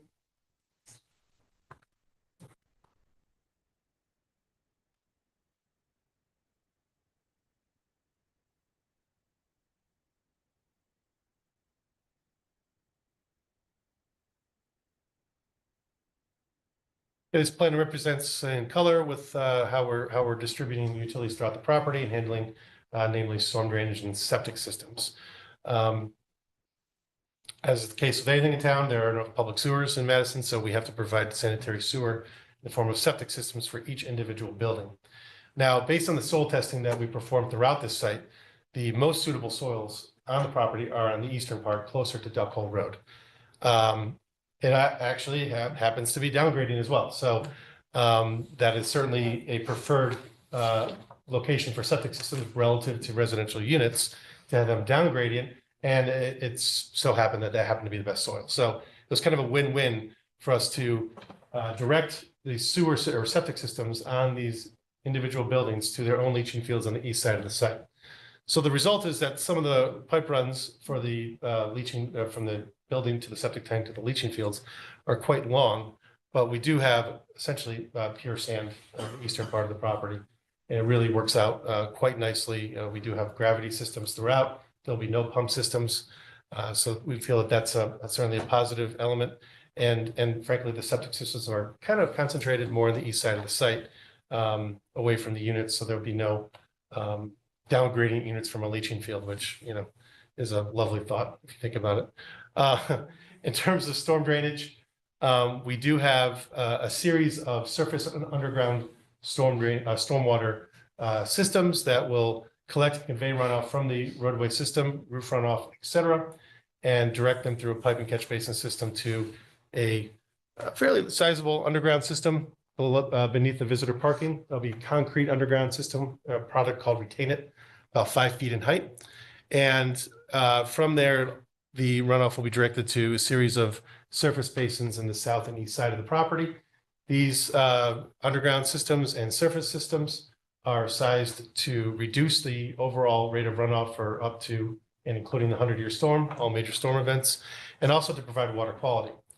And in this particular case, we're providing water quality, again, by directing to the extent possible, stormwater to the better soil, we'll call it, the soil with higher infiltrative capacity on the east side of the property, where runoff will infiltrate into the groundwater, thus providing the water quality volume required by the 2004 DEP Water Quality Manual. As I mentioned before, public water is available, so we'll be serving this, all buildings with their own individual water service. Now, a couple elements of our submission included our traffic report. Again, this was discussed probably at greater length during the master plan approval process earlier in the year. But the result of our analysis of this site is that when looking at ITE data for similar type residential construction, has essentially no impact on the level of service that you'll find at nearby intersections, New Road, Duck Hole Road, et cetera. Even when considering the commercial operations that will be on the property to the south and forecasting up to the year 2025 for future traffic conditions based on DOT estimates. One element that obviously we're all in agreement that the striping that's been done by DOT is a tremendous improvement over what used to be there. Dave Sullivan, our senior traffic engineer, has a further recommendation that he continues to support, which would be a slight realigning of the intersection of New Road and Duck Hole Road so that it wouldn't be directly opposite of the Duck Hole Road portion that goes out towards Clinton. And what that would do is sort of bifurcate the crossing element. And I can tell you as a kid, I grew up in Clinton and my best friend lived on Scotland Road in Madison. Riding my bike across there was way scarier than Marjorie driving her car. But I survived, so it's okay. We continue to recommend that sort of realignment of the intersection, which would require a little bit of pulling back of the curved median on the northbound and southbound sides of Duck Hole Road. We feel that that would improve the level of service coming in and out of New Road. That's something that, again, we're committed to continuing further discussions with the DOT on that. But we certainly acknowledge that what's there today is quite an improvement over what's been there historically. Lastly, I'm going to just touch upon the comments that we received from Connecticut Water. We received them yesterday, and I would characterize their comments as just basically providing for some enhancements in water quality features on the site, which we responded with a letter today that almost all the conditions or requests that they've made that we can accommodate. Some of them are as simple as catch basin structures with 2-foot sumps that we proposed. They're suggesting 4-foot sumps. No problem. Easy to do. They're recommending hooded outlets on the catch basins. And some of the catch basins, I think that's appropriate. I get a little nervous when you have a hood on a catch basin that's really conveying a few or several structures up gradient. Certainly, if a catch basin only is receiving water from its own grate, I have no objection whatsoever with a hooded outlet. Once you start getting a series of catch basins running through a structure, that can obstruct flow. So we do provide in our response where we are comfortable providing hooded outlets. They recommended that we incorporate a hydrodynamic separator where impervious runoff is greater than 1 acre.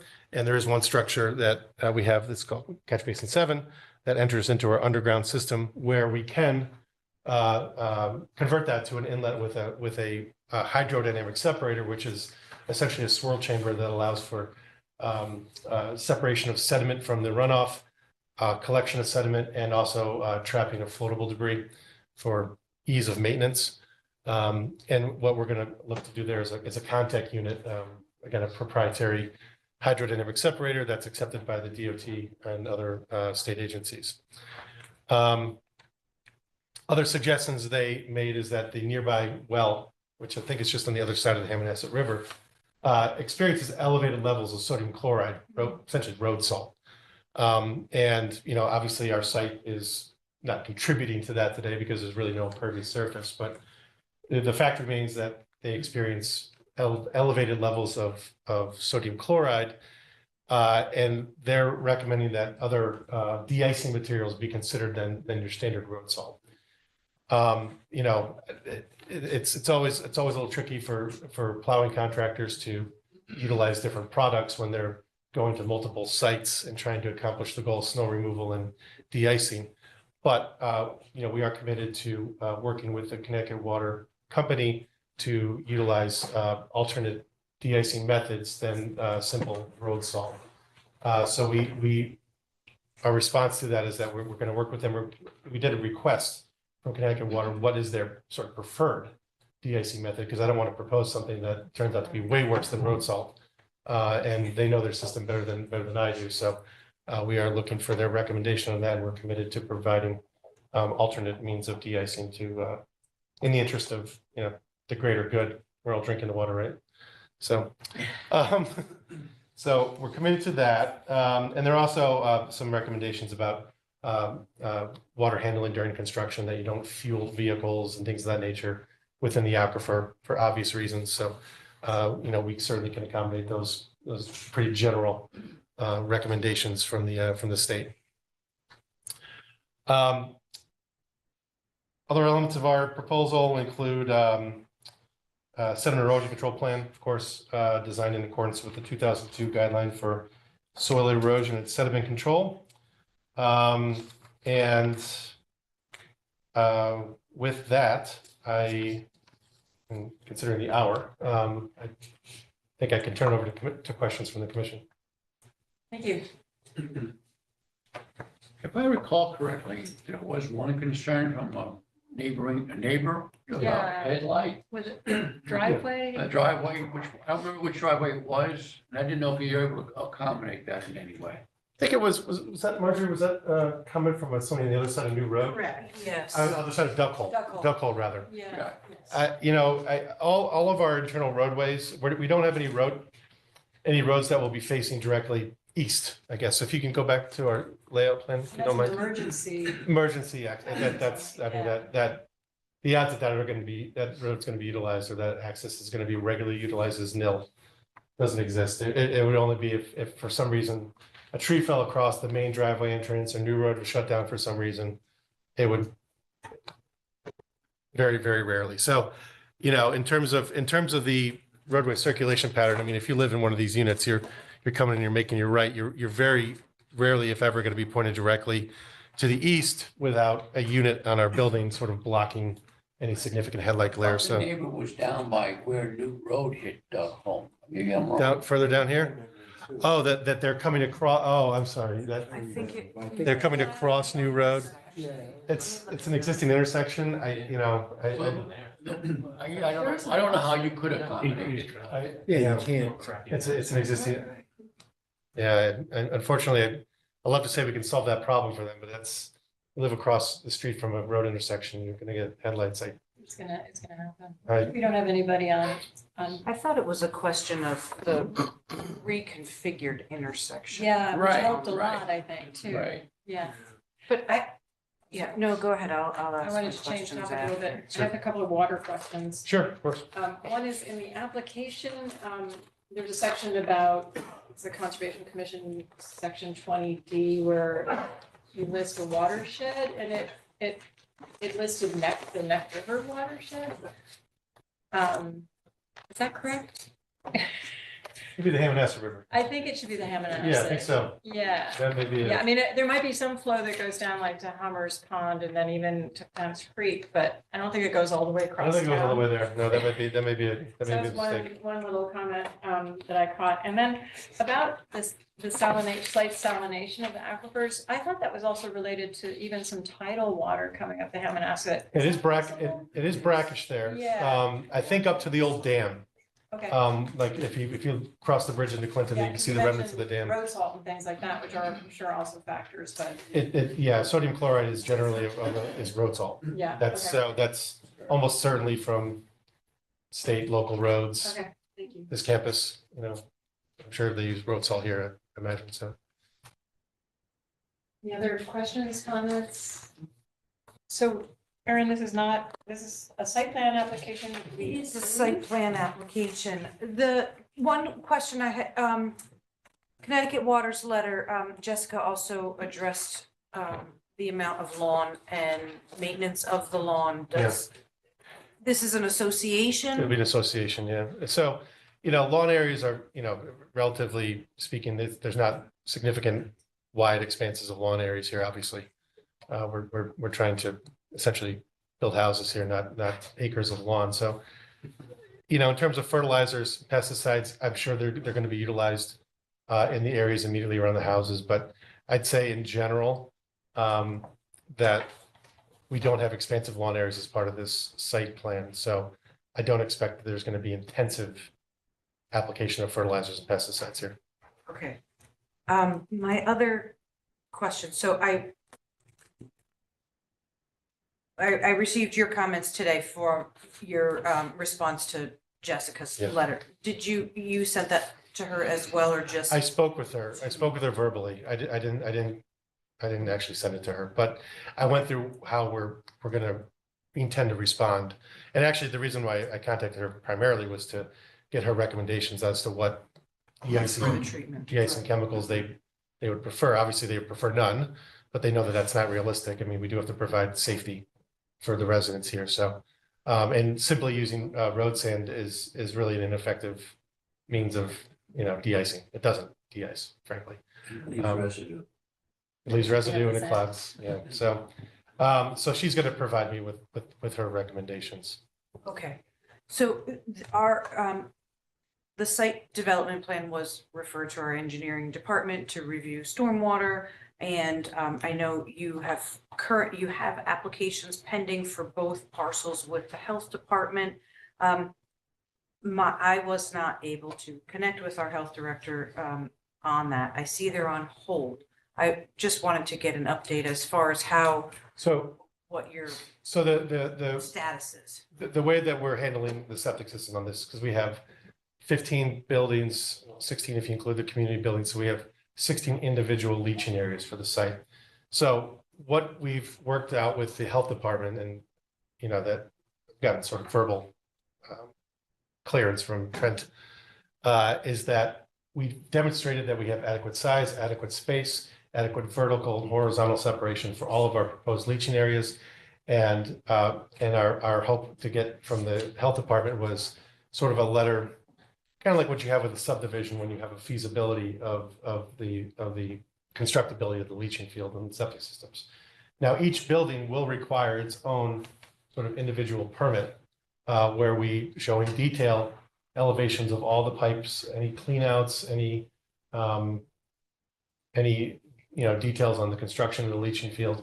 We show with this plan a layout, a septic system sizing, again, similar to how you would approach a subdivision, where you're showing where it could go, how big it has to be, and showing that you have adequate separation from other leaching fields, other houses, property lines, things of that nature. So last discussion I had with Trent is that, he was comfortable with our design, he was comfortable with our layout, and that, each house would require a more detailed plan for the leaching field. Okay, At so a building permit time. So the division of the two parcels, that does that eliminate a DPH permit process? And No, no, so. You still need to go up to that? No, frankly, the reason why we're keeping two parcels is we don't want to go to the DEEP. Right. That a leaching field for based on a DEEP criteria would be extraordinarily expensive and cost prohibitive and difficult to maintain for a small residential development like this. So with two lots, again, we have three today, we're consolidated to two. You can have up to 7,500 gallons of sewage per day per lot. That's completely independent of the size of the property. You could have a 100-acre property that has 7,600 gallons a day, you're going to the state. You could have a half-acre property with 7,400 gallons a day, you're staying with the local jurisdiction. Regardless, this layout, this system, the nature in which we've designed the septic systems would stay entirely with local jurisdiction. They could consult the Department of Public Health, who is the sort of the guiding author of the public health code, for consultation if they requested it. Okay, got it. My other question, I guess, from stormwater, stormwater and traffic were the concerns verbally that I received from our, not concerns, but interest, I guess I should say, it's more appropriate. Our engineer wants to look more closely at the plans for his own comfort, and to, ensure consistency with the stormwater manual. Separating distance, whatnot from septic. I guess my biggest question is the intersection. So Dave Sullivan has continuously recommended improvements at the intersection.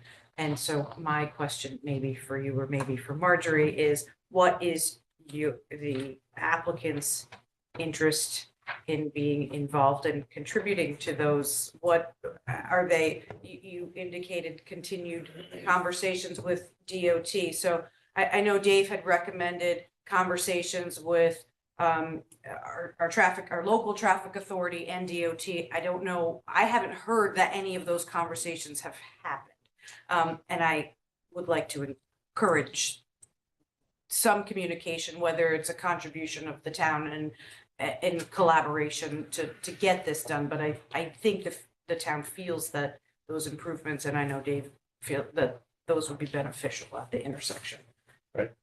And again, it's mostly because of not necessarily because of our development per se, because we're not changing any level of service, but you know, he looks at it kind of holistically is where can we make minor modifications that will have hopefully a significant safety benefit? So his position is that simply pulling back that median a little bit, again, it's just a paved curved median. There's really not anything dramatic in terms of infrastructure improvements. His opinion, and he's frankly one of the best, is that it would have a benefit. So Which is why I'm kind of Yeah, pushing in yeah. this direction. That's. You wanna- my only- I do. go ahead, Marjorie. Thanks. Marjorie Shansky, for the record. Mr. Sullivan is committed to his belief, his sincerely held belief that there is a salutary adjustment to be made there. And my client, which I also represent the owner as well as the applicant, they're committed to effectuating that recommendation as well. It can't be a condition of approval because it requires DOT over whom we have no control. But they are committed to stay in the conversation and to try to compel the conversation that leads to that result. So I'm wondering, is that something we could facilitate in between, like now and, our next meet, to be able to have a conversation where, I mean, is that plan even something that they would consider as far as feasible or, So from a practical perspective, it is my experience, and I suspect it is your experience as well, with virtually any department coming out of the state at this time, it's impossible to predict when one can elicit a response. Well, they're not any of the same employees month to month. We don't know. Who, if you work at DOT, have only to come in one day a week. So, because they've established that they don't need to be there to do their jobs. So, so I don't think that it should have a temporal element associated with it, except that we should steadfastly try to make that conversation occur. Because what the traffic reporting shows is that level of service is not affected, and that the residential development will be absorbed into the existing and future traffic conditions, and similarly, the commercial development. So I don't think that they hinge, as conditions or contingent events, except that we're acknowledging and committed to following that recommendation, should the powers that be, the state of Connecticut and the town of Madison, agree to that. And we'll continue to work on it with you. So, excellent. So I guess my only comments from staff is that I don't have draft resolution prepared for the application because the town engineer was requesting to be able to review fully the drainage plans and had the question. So the materials of which have all been yes, within the town. Okay, yes, just checking you don't need anything. No. But, and John may very well reach out to Ryan to have conversations of that to confirm any of his questions. But he did catch me today and make those comments saying, just finalizing today. And I said, well, the commission does have some time. And so that would be the request of town staff to be able to take that final look, be able to also, I think from the water, I think it's excellent that you've addressed those concerns. The water treatment was my question initially when I had reached out to John as far as making sure that we're having treatment prior to infiltration. And you addressed that with Jessica as well. So I would ask that we be able to entertain tabling decision until that time. I don't have a problem with your first meeting of being able to squeeze that in to the first meeting in January. If the timing allows. The timing, I haven't counted on my fingers, but yes, you're telling me the timing allows. But I would request that it be at your first meeting because there are other sort of pressures against this transaction. So Okay. Thank you. And I'll be happy to join you in a call to DOT in the interim too, to see if we can Okay, hustle something out. okay, good. So we'll finalize all of that. Thank for you. January. Thank you very much. Happy holidays. Thank you. Merry Christmas, happy healthy new year. And happy solstice, by the way. And Ryan, just one last, did you revise the plan, the plan set for us? No, we said we will do it because we got it yesterday, so we started to, but I wasn't gonna be able to get it done. We don't have time to deal with your stuff now, so you just. Yes, please. You're welcome to, Oh, here. as long as you can eat peanut So butter. rude. It's delicious stuff. All right, that's good, we'll wrap it. Wanna Yeah. pass it down Yeah. again? Let's keep moving to 23-57, 251 Boston Post Road, map 37.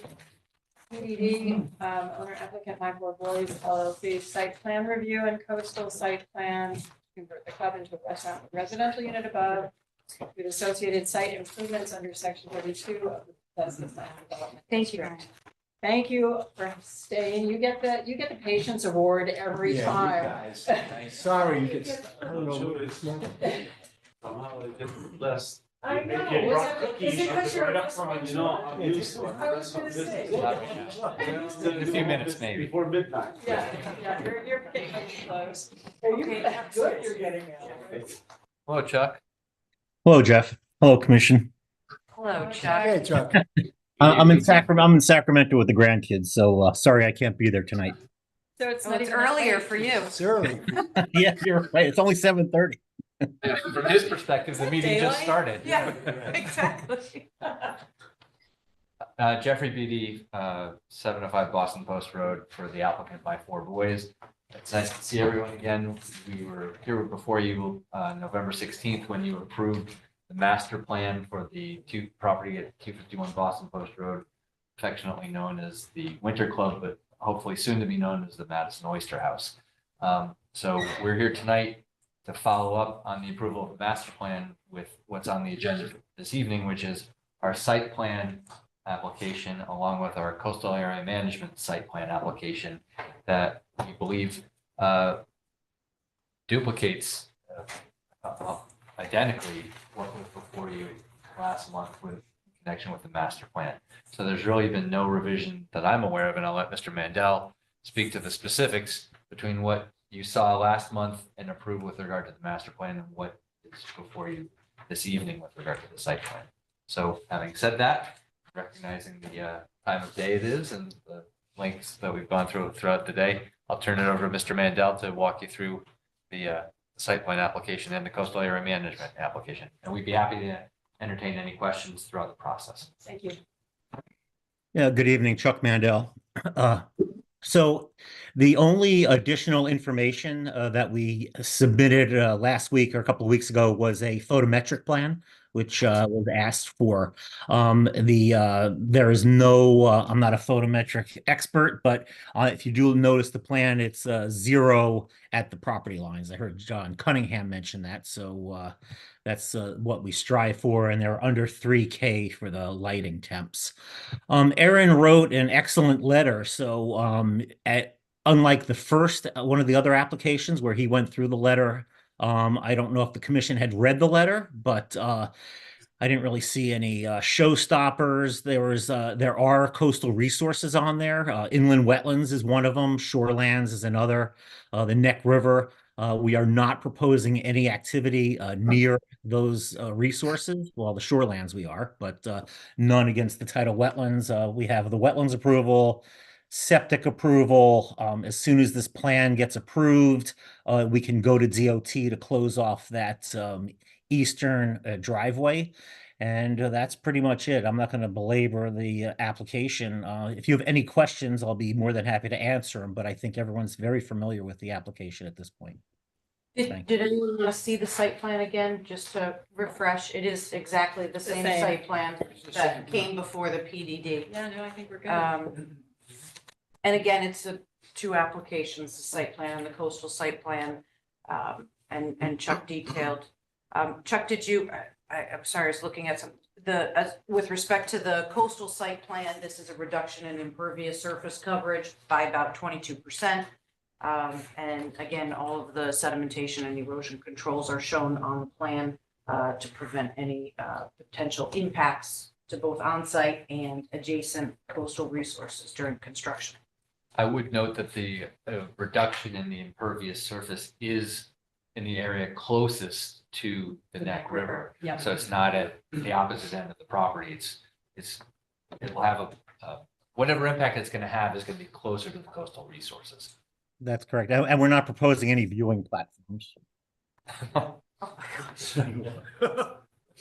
Fresh. It's too late. It's too late for that, Chuck. Okay, thank you. Okay, thank you. You're fresher than we are. that's, Any questions or comments? that's great. Eyes open?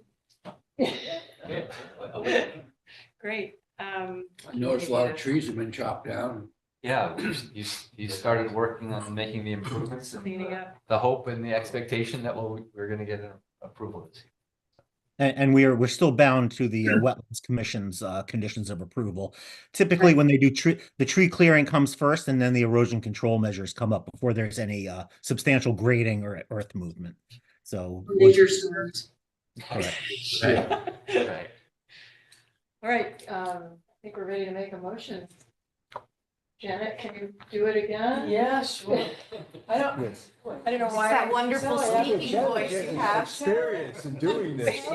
Created This a is a position. skill. You're Years good I at it. haven't used this voice. As a broadcaster. Right, you had this, the affect with it. Thank you. The Madison Planning and Zoning Commission approves application number 23-57, 251 Boston Post Road, map 35, lot 53, zone PDD, owner applicant, My Four Boys LLC, site plan review and coastal site plan to convert club into a restaurant with residential unit above with associated site improvements under section 32, Plan Development District, as shown on a set of plans, Madison Oyster House, prepared for My Four Boys LLC, 251 Boston Post Road, Madison, Connecticut, by Thomas A. Stevens and Associates, dated August 19th, 2023, revised to November 16th, 2023, sheets C1 of 4, and landscape plan, Madison Oyster House, Madison, Connecticut,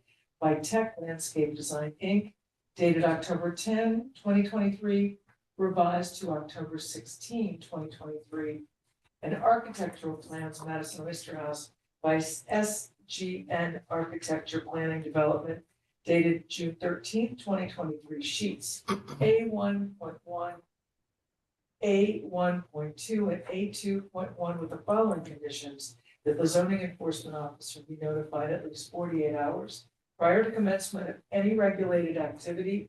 2, that all erosion and sedimentation controls be installed prior to any site disturbance and be maintained for the duration of construction activities and until the site is sufficiently stabilized to the satisfaction of the zoning enforcement officer. In the event that changes to the approved plans are required as a result of other agency permitting to support the proposed activity, the Madison Planning and Zoning Commission reserves the right to review said changes and may require modifications of this approval. This approval is made based upon the finding that the proposed use is a permitted use in the district and that the standards, prerequisites, and conditions specified by the regulations have been met. The public convenience and welfare will be substantially served, and the appropriate use of neighboring properties will not be substantially or permanently injured. The proposed use is in accordance with the comprehensive plan. The commission further finds the proposal consistent with all applicable goals and policies in the Coastal Management Act and Section 25 of the Madison zoning regulations. The applicant's effort to reduce impervious surface coverage, update the subsurface septic system, and maintain adequate soil and erosion controls during construction activities, reduce potential impacts to on-site and adjacent coastal resources. The effective date of this approval is January 4, 2024. Thank you, Janet. That was moving, Janet. Accepted. And any further discussion? All in favor? Aye. Thank you very much. Thank you, thank you. Thank you very much. Have a great holiday, everybody. Next time, right? Promise. There is no next time. All right. We'll see you next year. Yeah, thank you. Take care, Chuck. Thank you, Aaron. Take care. Have a good night. Thank you very much. Happy New Year. All right, Aaron, do you want to explain the 824 referral? Yes, while I bring Todd and Felicia over if they want. 824 referral. So by statute, any significant improvements, substantial improvements to town buildings, town facilities, requires an 824 referral by the planning commission. So it is before you to determine consistency with the POCD, and the proposed addition is to serve for storage, mostly for emergency operations, and potentially as the town emergency shelter moves over, cots and other associated rescue vehicles. So I do have a resolution for you. See, we have extra visitors. Yes. But they're here more, not really for the 2824. But for the actual site plan application. Okay. So let me get you your my staff comments here.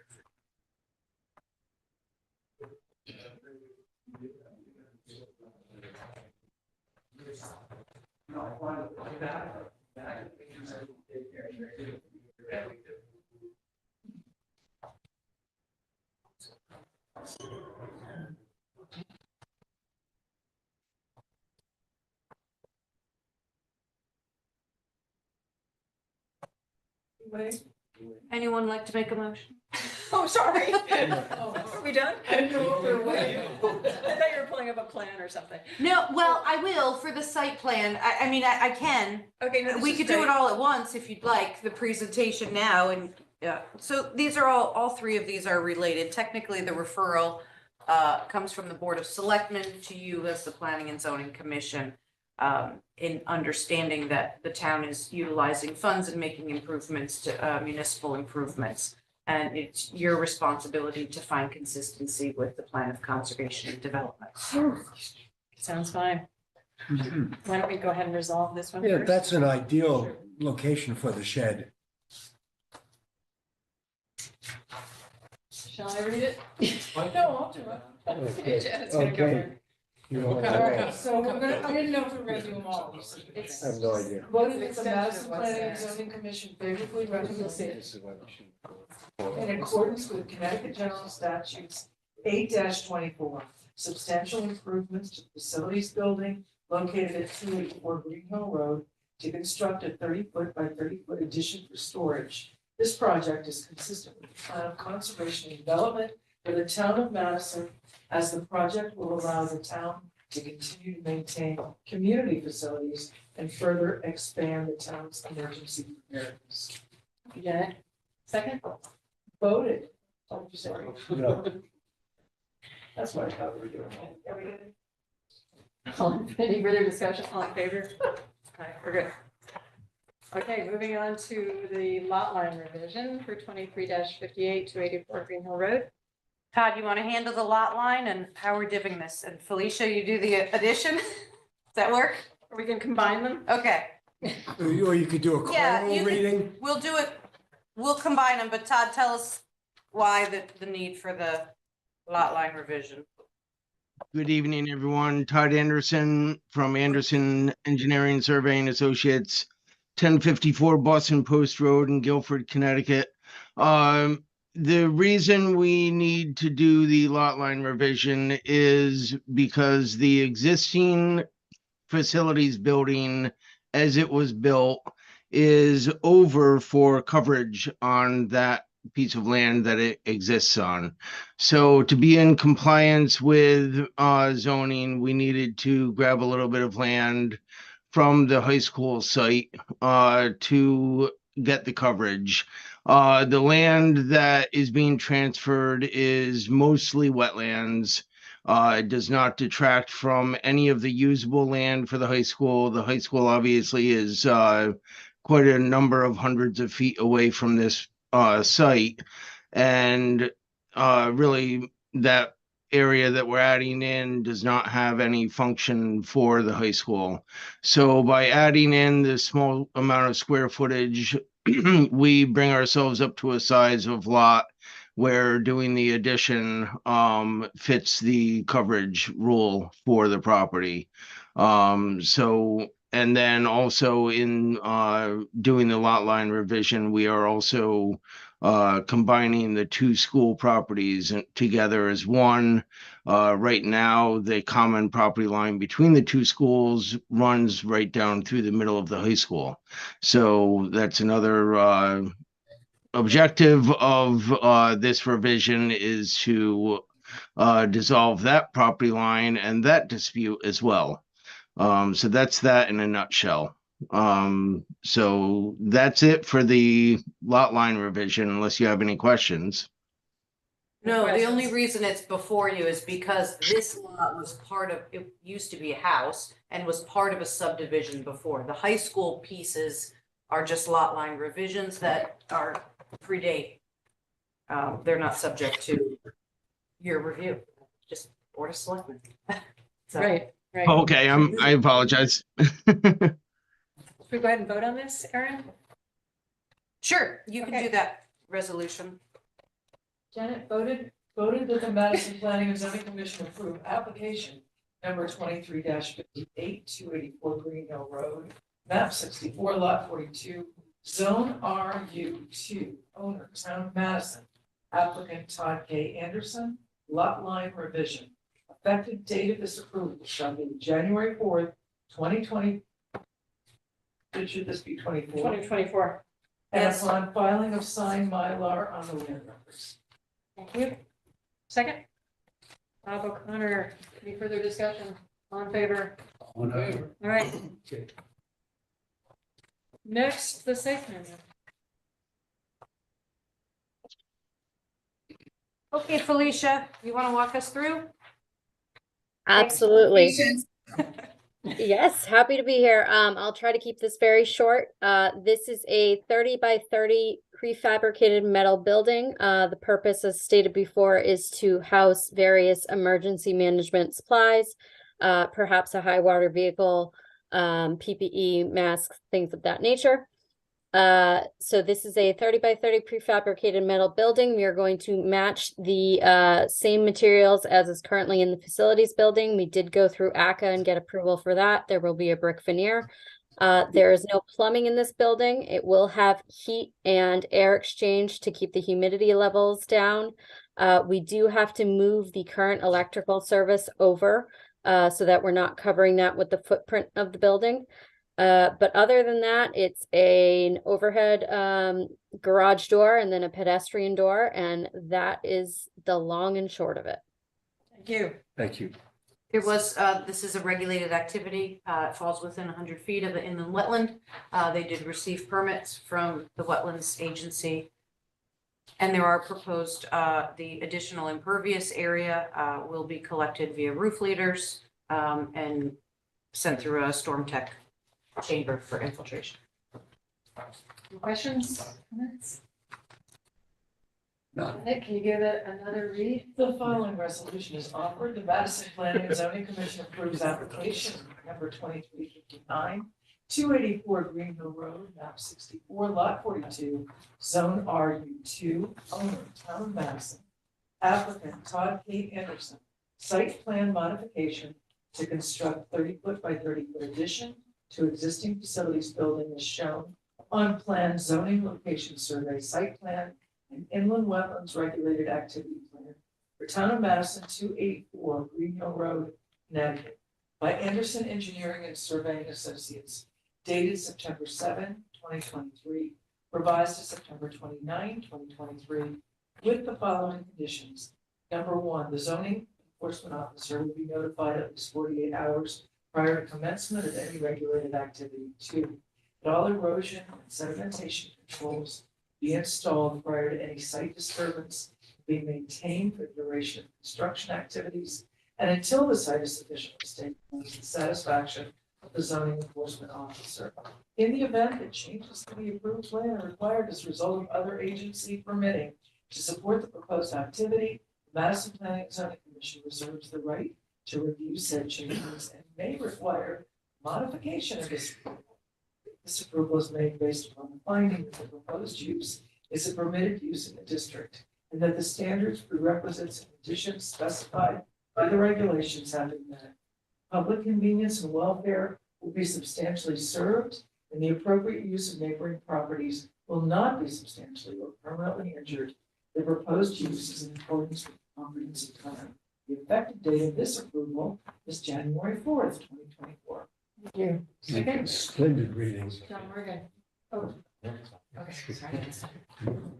Further discussion? The All in woman's a favor? pro. Second. Okay, unanimous.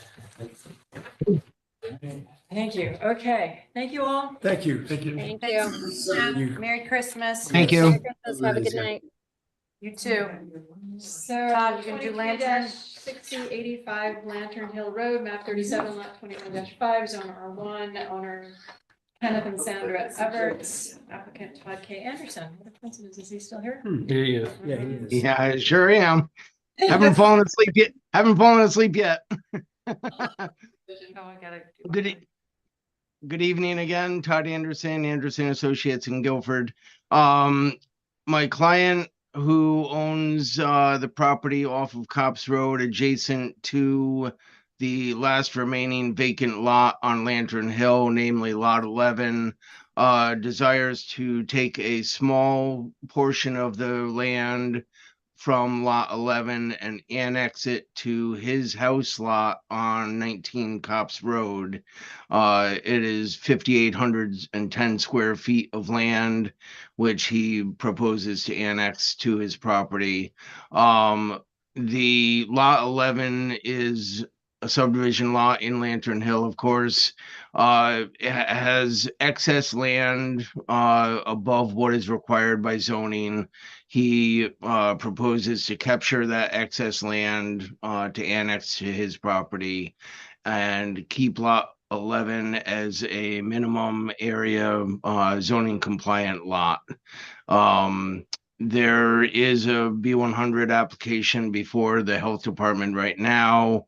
The area that we are taking away from the lot is not in the area of the original proposed septic area. So I had to send additional information to the health department this morning, and unless Aaron has heard anything, I have not gotten that B100 approval from the health department, but I don't see any reason why they won't grant that approval.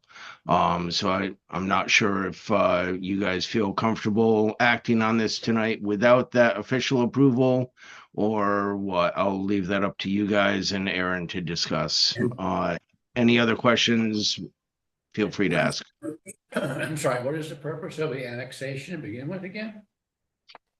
There's a small portion of that land that he has fenced off for his horses to have additional grazing area, and he intends to annex that to his existing property. And I believe he is looking at selling off that building lot. Thank you. And that's the real reason. Horses needed. Yeah. Right. Any other questions? Aaron, are we comfortable with waiting for the septic? So it can't be, you have to sign the record, the lot line revision map. And so in that interim that of the printing, the map will just get held until the B100 is submitted. That's a health code requirement. Okay.